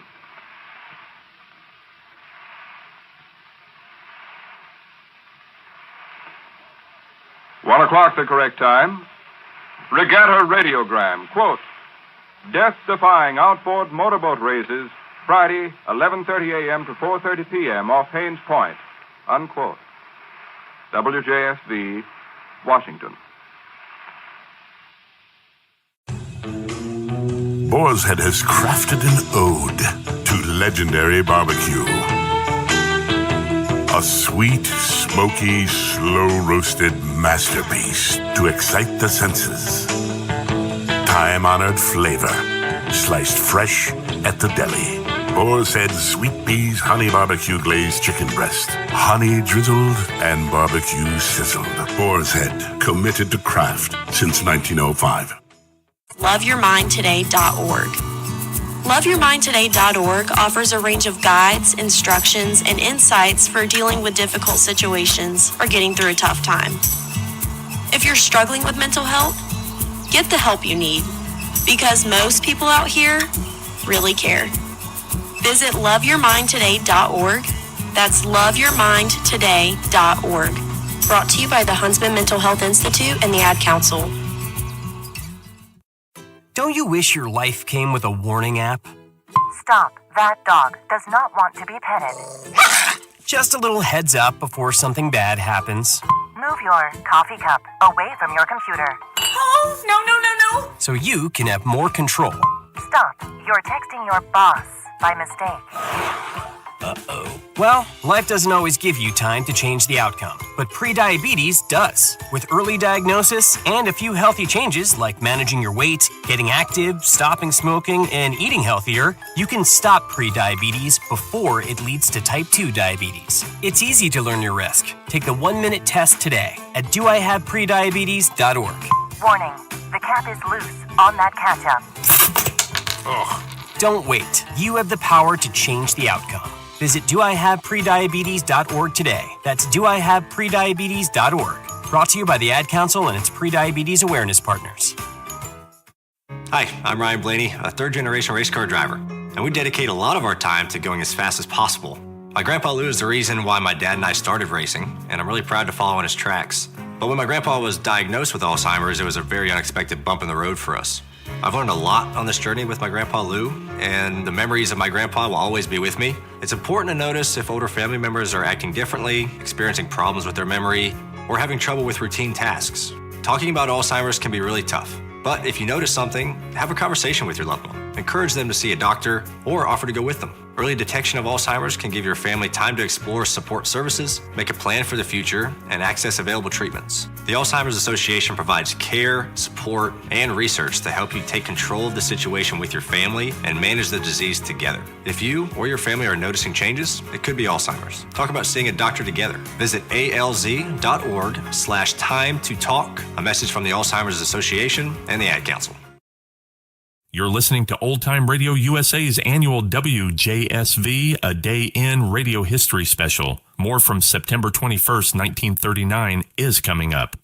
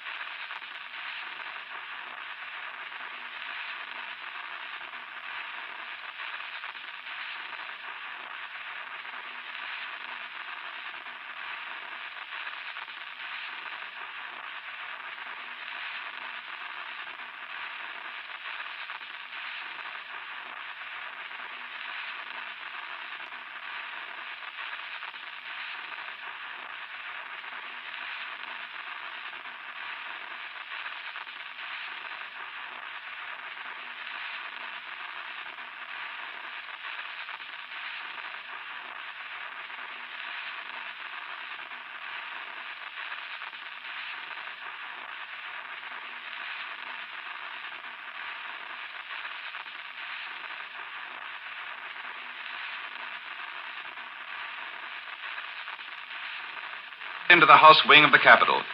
Barricades have been placed in the corridors leading to the House side of the building and at the entrances and exits of the House wing. Guards have orders to permit no one to pass unless he has special credentials. Special passes will be required even of all news and radio reporters and employees of the House. The Metropolitan Police Department will send 175 men to the Capitol at noon to augment the 150 members of the Special Capitol Police. In addition, the usual elaborate Secret Service detail that accompanies the President will be present. Trouble is reported to have broken out in Romania. A Bucharest radio announcement picked up in Hungary says Romanian Premier Călinescu has been assassinated. Telephone connections between Budapest and Bucharest have been cut. There is no further direct information, but here in Washington, the Romanian legation has an unconfirmed report that 2 or more of the Premier's assistants also were killed. The legation understands, but this is also unofficial, that the assassins were members of the outlawed fascist Iron Guard. This is a group with German sympathies. Meanwhile, the Western Front is quiet, but there's furious activity behind the lines. Britain, France, and Germany are moving up men and materials for a long and grueling siege. France announces that her general mobilization is complete.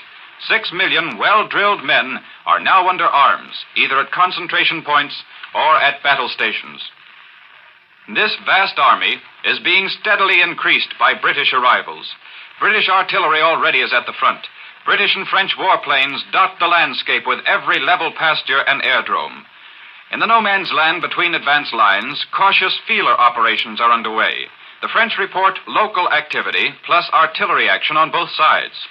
And on the other side of the Rhine, a westward migration of German troops, tanks, and warplanes is being speeded. The Germans say Poland's army has been destroyed, and Nazi troops are being shifted to the west.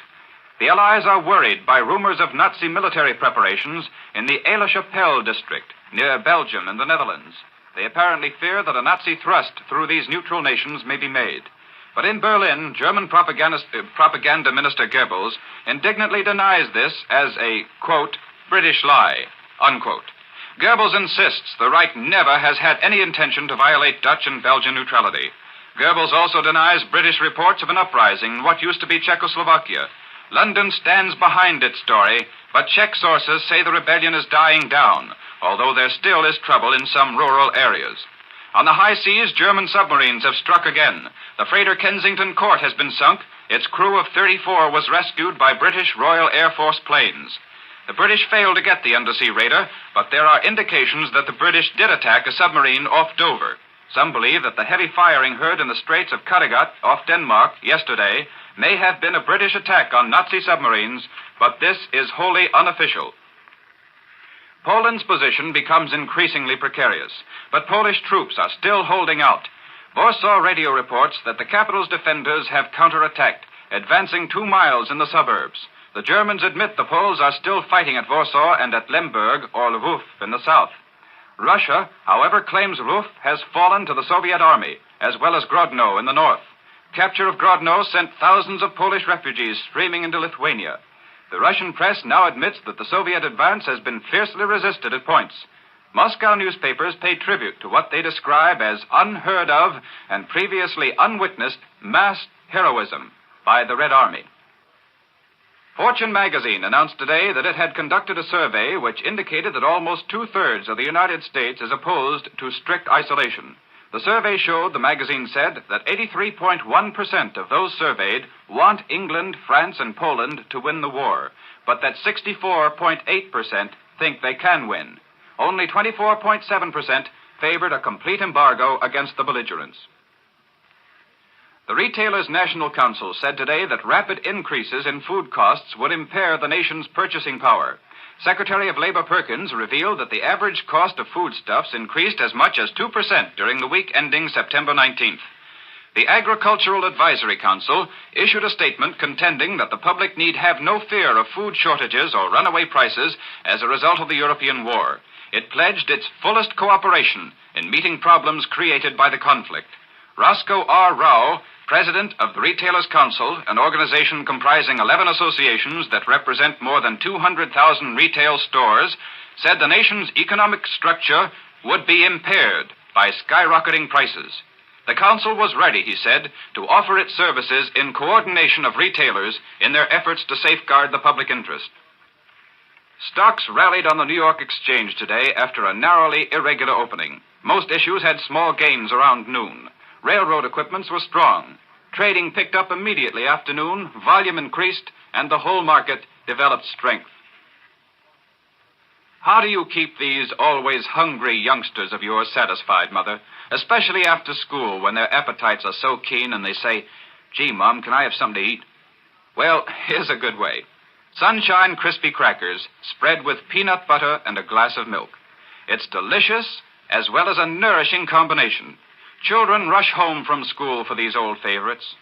You know, children are as quick as grown-ups, yes, even quicker sometimes, to recognize the difference in crackers. They like the extra crispness and extra flavor of Sunshine Crispy, Krispy, Sunshine Crispy Crackers.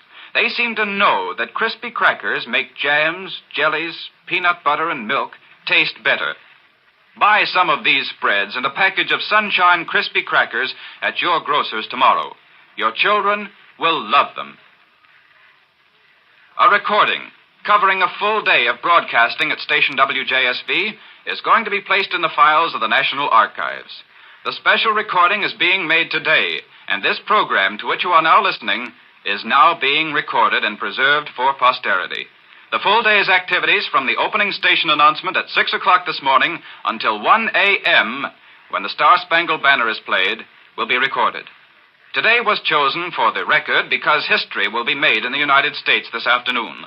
The recording will include the opening of the extra session of Congress and President Roosevelt's speech to that body.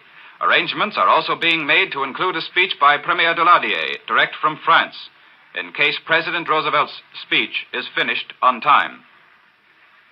The District of Columbia Commissioners are scheduled to end hearings on the 1941 budget today. They'll hear the testimony of several local officials before attacking the problem of how to cut $13 million from the requests of the department directors.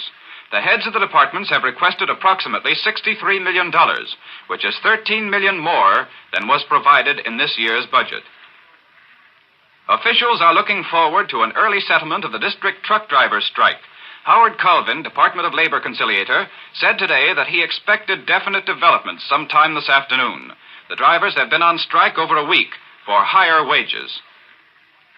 Dean Noble Powell of Washington Cathedral has not yet decided whether to become Bishop of Louisiana. Yesterday, Episcopalians met in New Orleans and elected him to the bishopric of that state. Today, he had not made up his mind whether to accept or decline. Last May, he rejected a similar offer on the grounds that he had work to complete at Washington, where he is warden of the College of Preachers. The Children's Hospital drive for funds is not reaching expectations.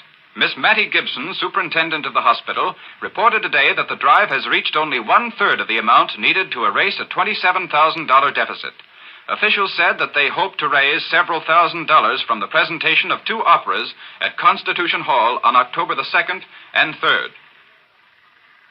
Residents of Fairfax County, Virginia, are continuing their campaign to raise funds to buy the Arlington and Fairfax Auto Railroad. The Fairfax Commuters League has already raised $3,000 toward the purchase of the abandoned railroad. Officials said that $22,000 would be needed to buy the line's property between Fairfax Courthouse and Falls Church. Another $55,000 would be needed to extend the service to Lacey, where bus connections for Washington would be made. The grade crossing at Landover, Maryland, the scene of Maryland's latest grade crossing death, will soon be replaced. Nathan L. Smith, chief engineer of the State Road Commission, has announced that plans for the bridge, which will replace the crossing, have already been completed. State officials are now taking steps to purchase land for the construction of the overpass. The latest crossing victim was James McCarran of the 3200 block of 12th Street Northeast. McCarran, the father of 5 children, was killed when his automobile crashed into a freight train yesterday. The Queen of the President's Cup Regatta will receive her crown tomorrow night in impressive coronation ceremonies at Haines Point.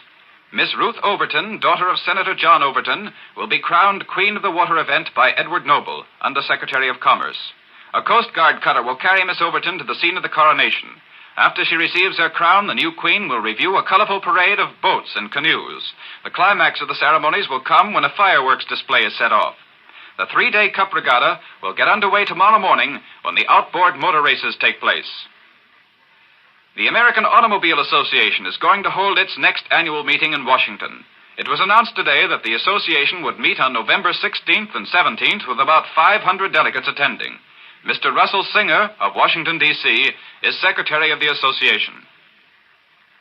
Soldiers of yesterday are coming to the aid of soldiers of today. The American Legion announces that its members in Washington will assist the Red Cross in its annual drive for funds. Part of the money raised will be used to aid victims of the European War. Legionnaires have organized a separate roll call division and will solicit Red Cross memberships from small downtown stores. The special unit group of the Community Chest is stealing a march on other chest workers. This group of volunteers has already held its organization meeting and is ready to go to work soliciting in its particular field. Here's the weather forecast for the district and vicinity. Fair tonight and Friday. Cooler with lowest temperature about 54 degrees tonight. Slowly rising temperature Friday. Our farewell piece this afternoon concerns the ladies, bless 'em. The ladies, it seems, threaten to get the nation war-conscious if they don't watch out. At least that's what the Chicago and Illinois Hairdressers Association says. The association's convention in Chicago yesterday adopted this resolution. We believe feminine fashions should be designed on the principle of beauty and enchantment, not as a means of propaganda to make women war-conscious. We urge all hairdressers throughout the country to oppose war motifs and to ask cooperation of their patrons in refusing to wear clothes which in any way indicate a wartime fashion trend. Don't miss the highlights of the news in Washington and vicinity as reported by Hugh Conover, your Sunshine reporter, and brought to you every afternoon, Monday through Saturday at 1 p.m. by Loose Wiles Biscuit Company, bakers of those famous crispy crackers and the new Sunshine Graham crackers that are enriched with healthful vitamins and minerals. This is Columbia Station for the nation's capital. Here is a transcribed announcement.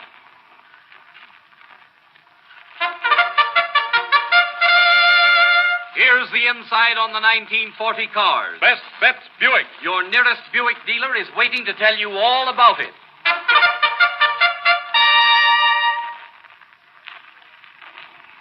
WJSV, Washington.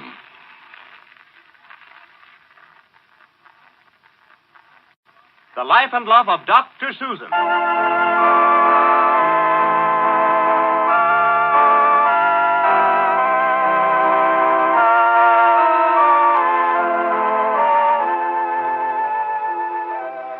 This story of an attractive young woman doctor who is trying to make life worthwhile for herself and her two young children is presented by the makers of Lux Toilet Soap. One of the hardest things in the world to decide is just what makes a woman attractive. Everybody has a different idea. Some men prefer red-headed girls, and some men like brunettes with curls. Some men like 'em small, other men like 'em tall, and some say a blonde is the sweetest of all. Some men say it's blue eyes that win. Some men like a soft, dimpled chin. But between you and me, every man will agree that he can't resist beautiful skin. There's no doubt about the fact that every man admires a woman with soft, smooth skin. And that's why it's so important for a woman to be sure she's giving her skin the right care. With Lux Toilet Soap, you can be sure you're doing that. Lux Toilet Soap has active lather that removes all dirt and dust and stale cosmetics. It helps you keep your skin soft and smooth, the way it ought to be. And that's important. Use cosmetics all you like, but give your skin the protection of perfect cleansing with active lather. Why don't you start in tonight using the soap 9 out of 10 screen stars use, the gentle soap that helps you keep your skin soft and smooth, Lux Toilet Soap. And now for the story of Dr. Susan.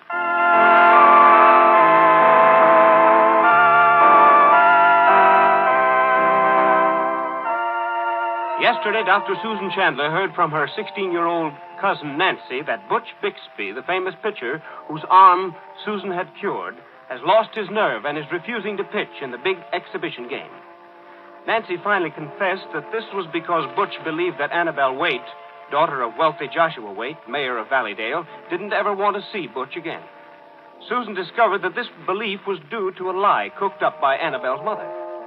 Upon discovering the true state of affairs, Susan went immediately to the Waite house to talk to Annabelle. She pointed out that Annabelle was the only person in the world who could cure Butch's inferiority complex. As a result, Annabelle took her courage in both hands and decided to go to Butch and tell him she loved him.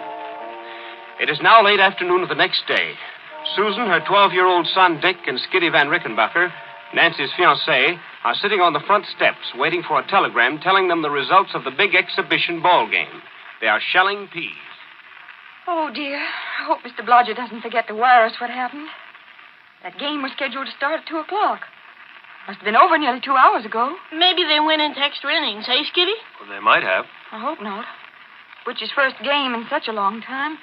Those extra inning games are terribly hard. Maybe he was taken out. Maybe he didn't pitch at all, like Mr. Blodgett was afraid of. Of course he pitched. Annabelle made him, I hope. Oh, goodness, Dickie, don't be so pessimistic. Yeah, well, if everything is all right, why don't we get a letter from Mr. Blodgett? Sure, I don't know. Oh, dear, I put the last batch of peas in with the pods. Never mind, Dr. Susan. I'll pick them up. Oh, thanks, Kitty. Goodness, now I've upset the paper bag. I'm as nervous and jumpy as a hen on a griddle. Well, you're not the only one, Dr. Susan. When I speak to Nancy lately, either she doesn't hear me or she bursts into tears. I can't make out what's the matter with her. Oh, just remember, Skiddy, Nancy's only 16. Girls that age very often have, moods. Besides, we're so anxious for Butch to be able to pitch again, we're all pretty upset and absent-minded. Well, I hope that's what it is.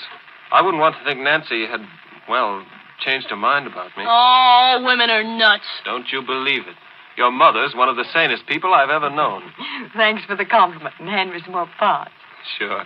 And your grandmother's no slouch either, Dick. Yeah, but Nancy and Marilyn, phooey. Hey, Mom. Yes, Dickie? Can't you do something to keep her from tagging after me all the time? Marilyn, I mean. She's getting to be an awful nuisance. Oh? I always thought you and Marilyn were so congenial, Dickie. Think of all the good times you've had together. Yeah, but that was when we were kids. Now that I've took to running around with the gang, well, gee whiz. Is running around with a gang so much more important than playing with your own sister? That's not the point. There comes a time in every fella's life when girls are superfluous. But I expect Marilyn's pretty lonely. Don't you think you could find some way to find time to play with her? Just now and then? Oh, gee whiz, Mom. Uh-oh. Look who's coming up the street. Oh, my goodness, Mrs. Wade. Still looking like a thundercloud. Want I should make a face at her, huh, Mom? Certainly not, Dick. Let's all be awfully busy and pretend we don't see her. Yes. And then she won't have a chance to snub us. It's no use, Mom. She's turning in here. Goodness, what do you suppose has happened now? Hello, Mrs. Wade. Isn't it a beautiful day? Come on up and sit down. I intend to come up, but I won't sit down. This is the last time I'll accept any Chandler hospitality ever. Why, Isabel Wade. I just came over to tell you I've received a telegram from Annabelle. Was it good news? No. She married that wretched ball player this afternoon, the minute the game was over.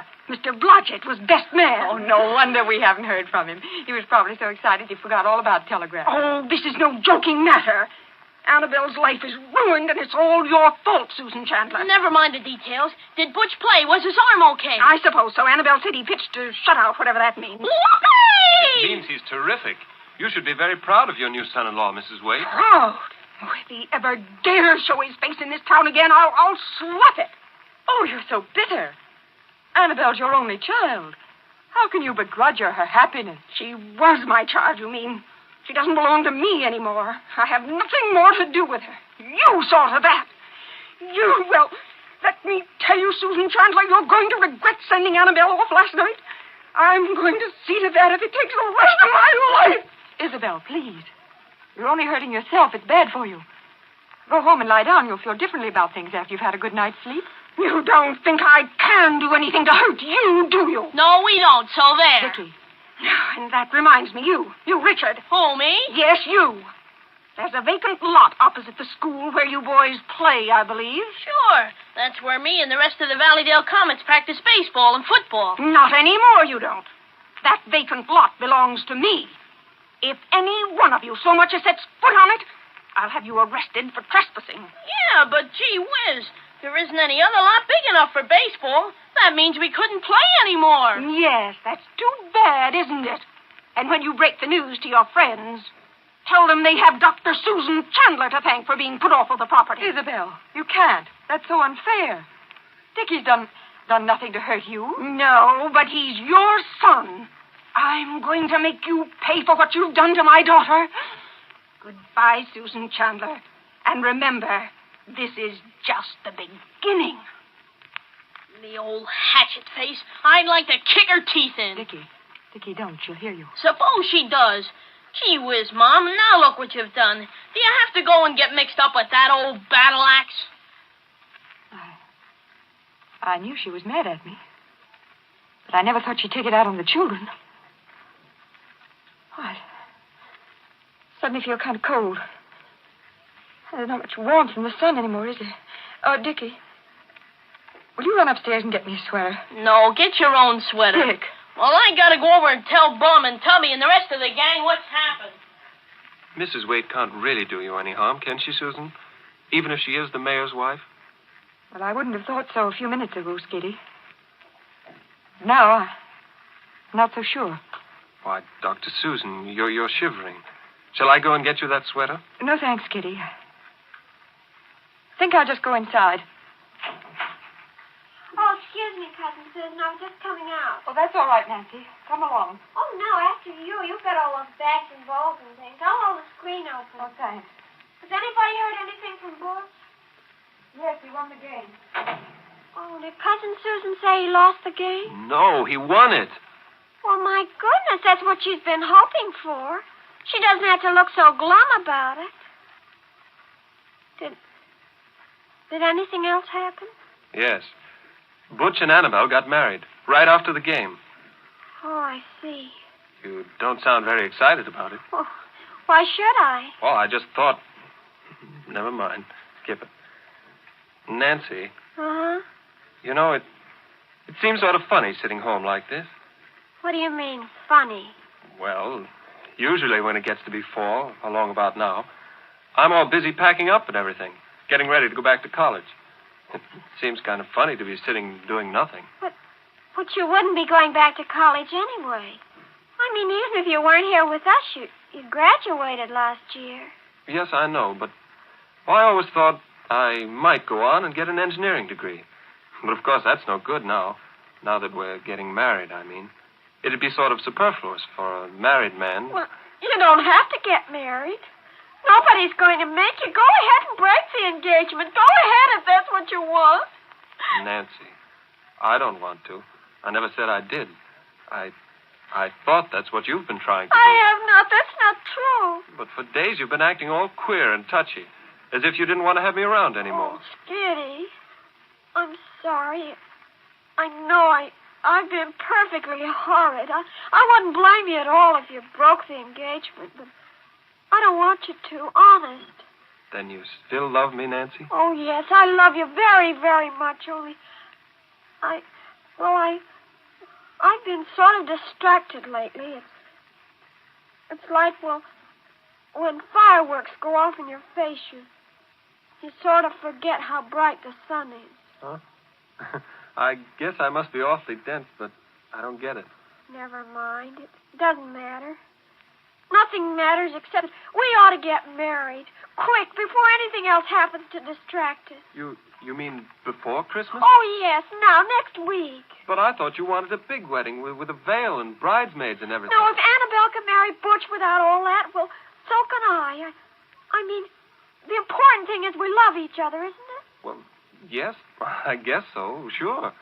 You don't sound very convincing. Well, gosh, I was just thinking we can't elope or anything like that. Why not? Well, you're underage. I could lie about that. No, sir. Marriage is a serious business. I'm not going to start it off like that. We've got to get Dr. Howard's consent.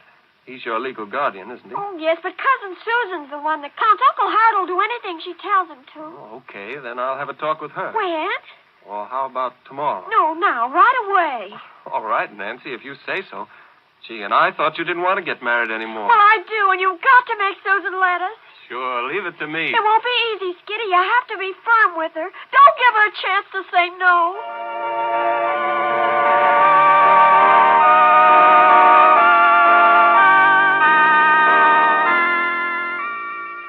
What will Susan say when Skitty tells her that he and Nancy want to get married right away?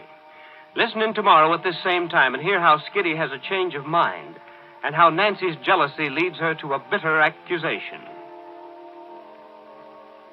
Today we're going to have a little musical geography. Some people live in the Blue Ridge Mountains of Virginia.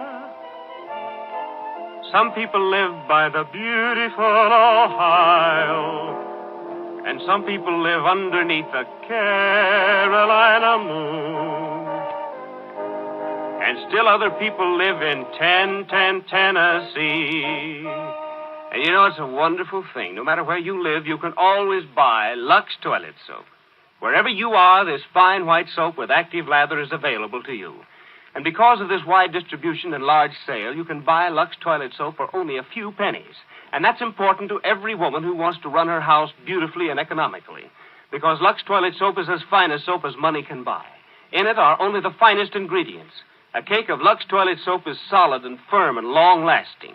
You'll be proud to have luxurious white Lux toilet soap in your house. And don't forget, a few small pennies is all you have to give to get Lux soap, no matter where you live, whether you're in Troy or Butte or Cedarhurst. Get Lux soap today, that's September 21st. Why wait until September 22nd, 3rd, or 4th? Get Lux soap today, that's September 21st.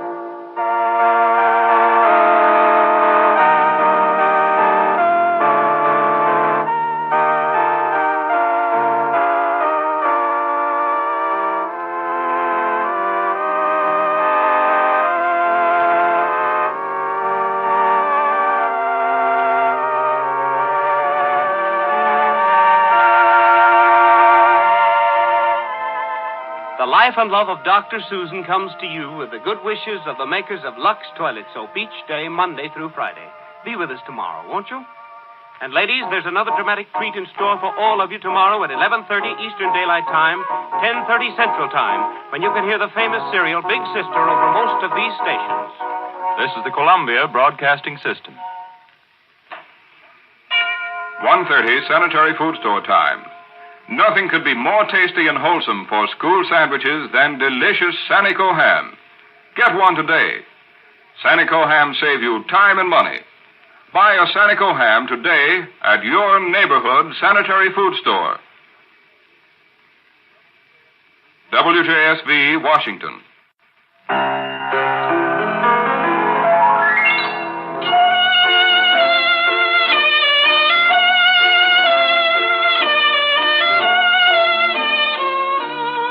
Seal Test presents the dramatic serial, Your Family and Mine.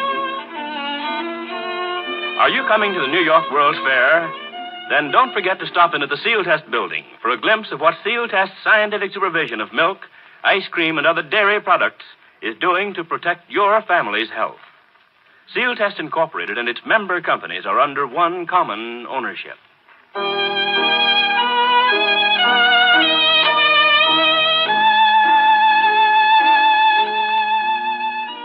Ever since Woody Marshall returned from Paris, blind as a result of an airplane crash, Judy Wilbur has been devoting every waking hour to him. Steve Morgan, who had hoped to win Judy away from Woody, realizes now that Judy's strong sense of duty will compel her to remain loyal to Woody, even though Woody has insisted that she consider herself free. Now at the hospital, while Woody is undergoing the operation that may or may not restore his eyesight, we find Steve Morgan walking Judy around the hospital, trying to take her mind off what's happening to Woody. Let's walk another block, Judy. Oh, no, Steve. We better turn back. Just another block. I'd like to get back to the hospital, Steve. They've finished by now. But even if they have, they're not going to let you see him right away. Please, Steve, I'd like to go back anyway. All right. Thanks. For what? Your mother asked me to take you for a walk, and I can't get you more than 2 blocks away from the hospital. Steve, I haven't had a chance to say this before, but ever since Woody came back from Paris, you've been swell. So I've been swell, have I? Because I had to accept what happened? Because I was forced to stifle the things that cried for words in me, and because I had to ignore the agony that was eating my heart away? Steve, don't. Have you been doing any writing lately? Not a line. But you said... I can't write. I never could. That isn't true. Anybody who can turn out a short story like that first one you showed me... That was a freak. I had one story in me, and that's all. That isn't true, and you know it. Well, the way I feel these days, I wouldn't know the truth if it came up behind me and hit me with an axe. Steve, when you let that old bitterness begin... I'm sorry, Judy. You've got enough on your hands without my adding to it. You have so much talent. You've got to do something with yourself. Why? Why? Because there are a lot of people who have faith in you. Even Woody thinks you're swell. Does he? You know he does. Shall we walk just a bit faster? Sure, if you want to. But they're not going to let you see Woody for some time. They don't usually let visitors see patients right after they're brought down from the operating room, Judy. Dr. Travis said he'd let me look at him just for a few moments. He only said that to get you out of the hospital for a while. Oh. Steve, what did Woody have to say to you? Why did he send for you before the operation? Wasn't anything important. What was it? Nothing, Judy. He said that if you didn't come on time, he'd ask them to delay the operation until you did come. It must have been important. But it really wasn't. All right. If you don't want to tell me. Well, he said that you'd be needing someone to stand by you. He knows how I feel about you, and he wanted... So that was it. He doesn't think the operation's going to succeed. In spite of that cheerful attitude, he feels it's hopeless. No, not exactly. As a matter of fact, he told me that... Well, he had a feeling deep down that his sight might be saved. The operation's going to be a success. For more reasons than one. What'd you say? I said, let's hope so. What else did he say to you, Steve? Oh, not much else that I can remember. Did he say anything about our engagement? Well, not exactly. He did. He did say something, didn't he? He told you that if the operation failed, if it didn't restore his sight, he was going to break off the engagement. That he wasn't going to tie me down. He did say that, didn't he, Steve? Well, he did say something of that sort. As if I'd let him. To myself, knowing that when he needed me the most, I'd turn my back on him. Judy, what about your own happiness? What about your own right to a normal life? I'll make my life with him normal. Other people have done it. I know it takes courage, but I'll have to find the courage. But Judy, what about us? We must forget about that. I need you, Judy. His need is greater. I can't give you up. You've got to forget about me.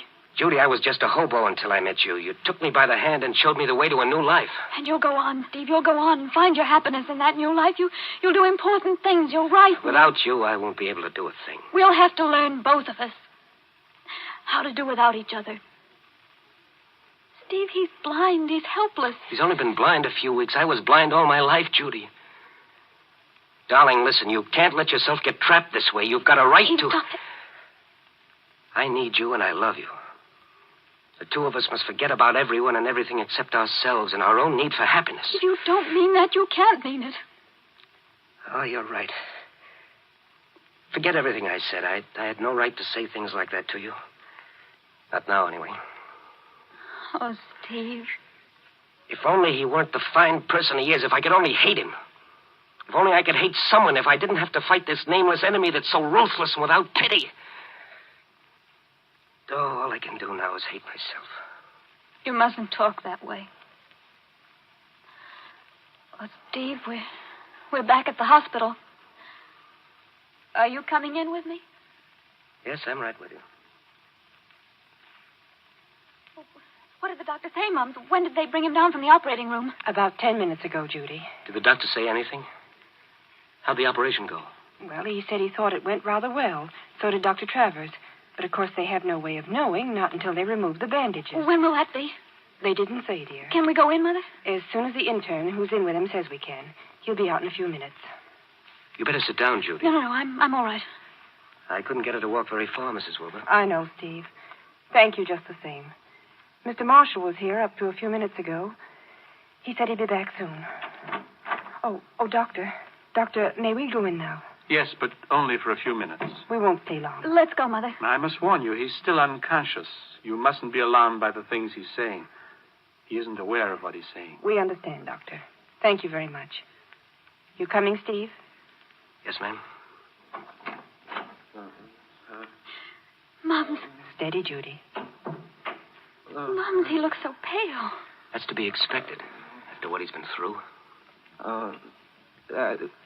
He's trying to say something. Now, the intern warned us not... Judy, He's calling me. He doesn't know what he's saying. He's still under the anesthetic. Judy, I can't see you. Judy, come over to the light. I've got to see you. Judy, you're standing in the dark. Woody. Darling, please. Look out! Look out! Try to pull her out. She's going into a tailspin. Look out! He's reliving that plane crash. No, don't say that. No, anything but that, no. Not my eyes, no. This is horrible. He's suffering. No, he isn't, Judy. He doesn't know what he's saying. Not to be able to see again. I can't bear it. It's all coming out now. Judy. All that grief that was in his heart, that he tried to hide from us. He can't hide it now. We've got to get Judy out of here, Mrs. Wilbur. Judy. Yes, I know. Judy, come with us, dear. Blind, never again to see a plane, never again to look into people's faces. Judy, you've got to come with us, dear. Judy, please. No, not yet. I can't leave him. But, darling, there's nothing you can do for him now. Judy, where are you? He's calling me, Mum. No, I can't do it. Haven't I given up enough? Do I have to lose her, too? I love her. I won't give her up. I won't. Mums, darling, the things he's saying. Judy, please come with us. No, Steve, no, please don't try to spare me. I've got to listen to all this. I've got to hear what he's saying. Judy, where are you? I'm here, Woody. I'm here, right here beside you. Judy, darling. Please come with us. Steve, you and Mother go. I'm going to stay here. We're not going to leave you here, darling. I can't go now, Mums. We promised the intern that we wouldn't stay. Judy. Oh, if only I could see her. If only I could see her face when she finds out that I'm blind. Is that too much to ask? The plane, she's going into expand the plane. Oh, I've got to look into her face. I've got to see what happens to her when she learns the truth. Kevin, they didn't see my face. Judy, you're not going to leave me, are you? Oh, Judy, I'm not going to be a burden, I swear it. I've... Cut the switch! Cut the switch, we're falling! Cut the switch! Judy, if you don't want to stay, I don't want to keep you. If it's only pity that holds you to me, then I don't want it. I can't bear the thought of you pitying me. No. No, Doctor, no. No.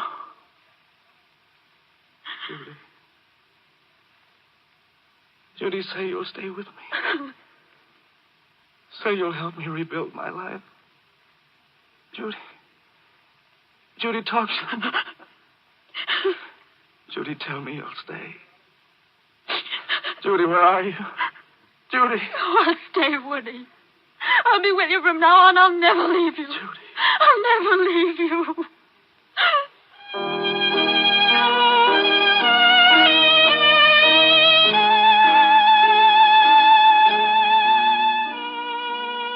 And so we leave Judy Wilbur, promising to remain loyal to the unconscious Woody. What will happen in the grim days to come? Will Woody recover his sight? Will Judy keep her vow? Well, be sure to listen tomorrow. Now, what to serve for dessert tonight? What to serve that is delicious and different, that has novelty and originality? That's the question.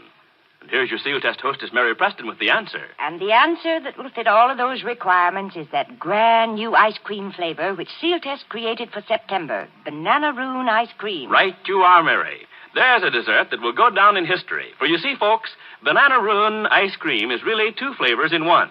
It's mellow with the true flavor of ripe bananas and the deep almond flavor of crisp, oven-baked macaroons blended with rich cream and other choice ingredients. Yes, Banana Rune ice cream certainly is delicious and different. A real flavor discovery, if there ever was one.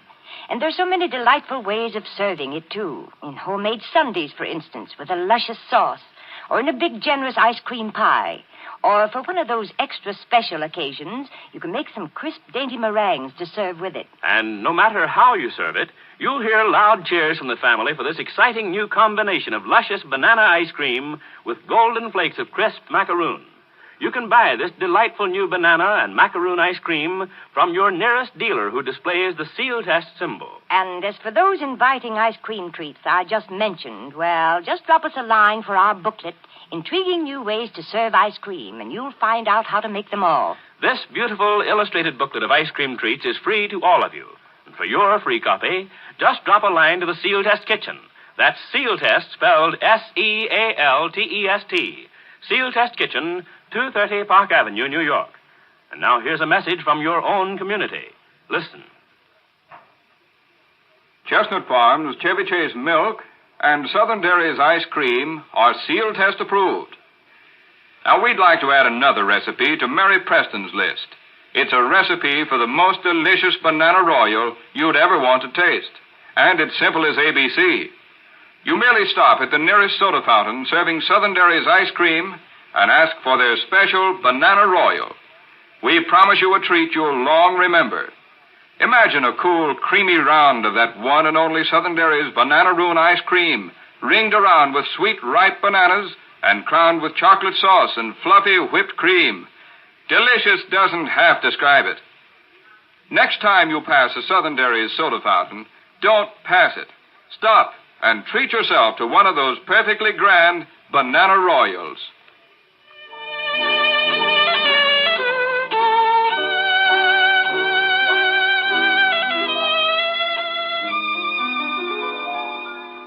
Tomorrow, Woody recovers consciousness, and the terrible uncertainty that lies before him forces Woody to a new decision about Judy. Be sure to listen for another gripping chapter in the dramatic story of the Wilburs of High Falls. Until then, this is Ford Bond signing off for your family and mine.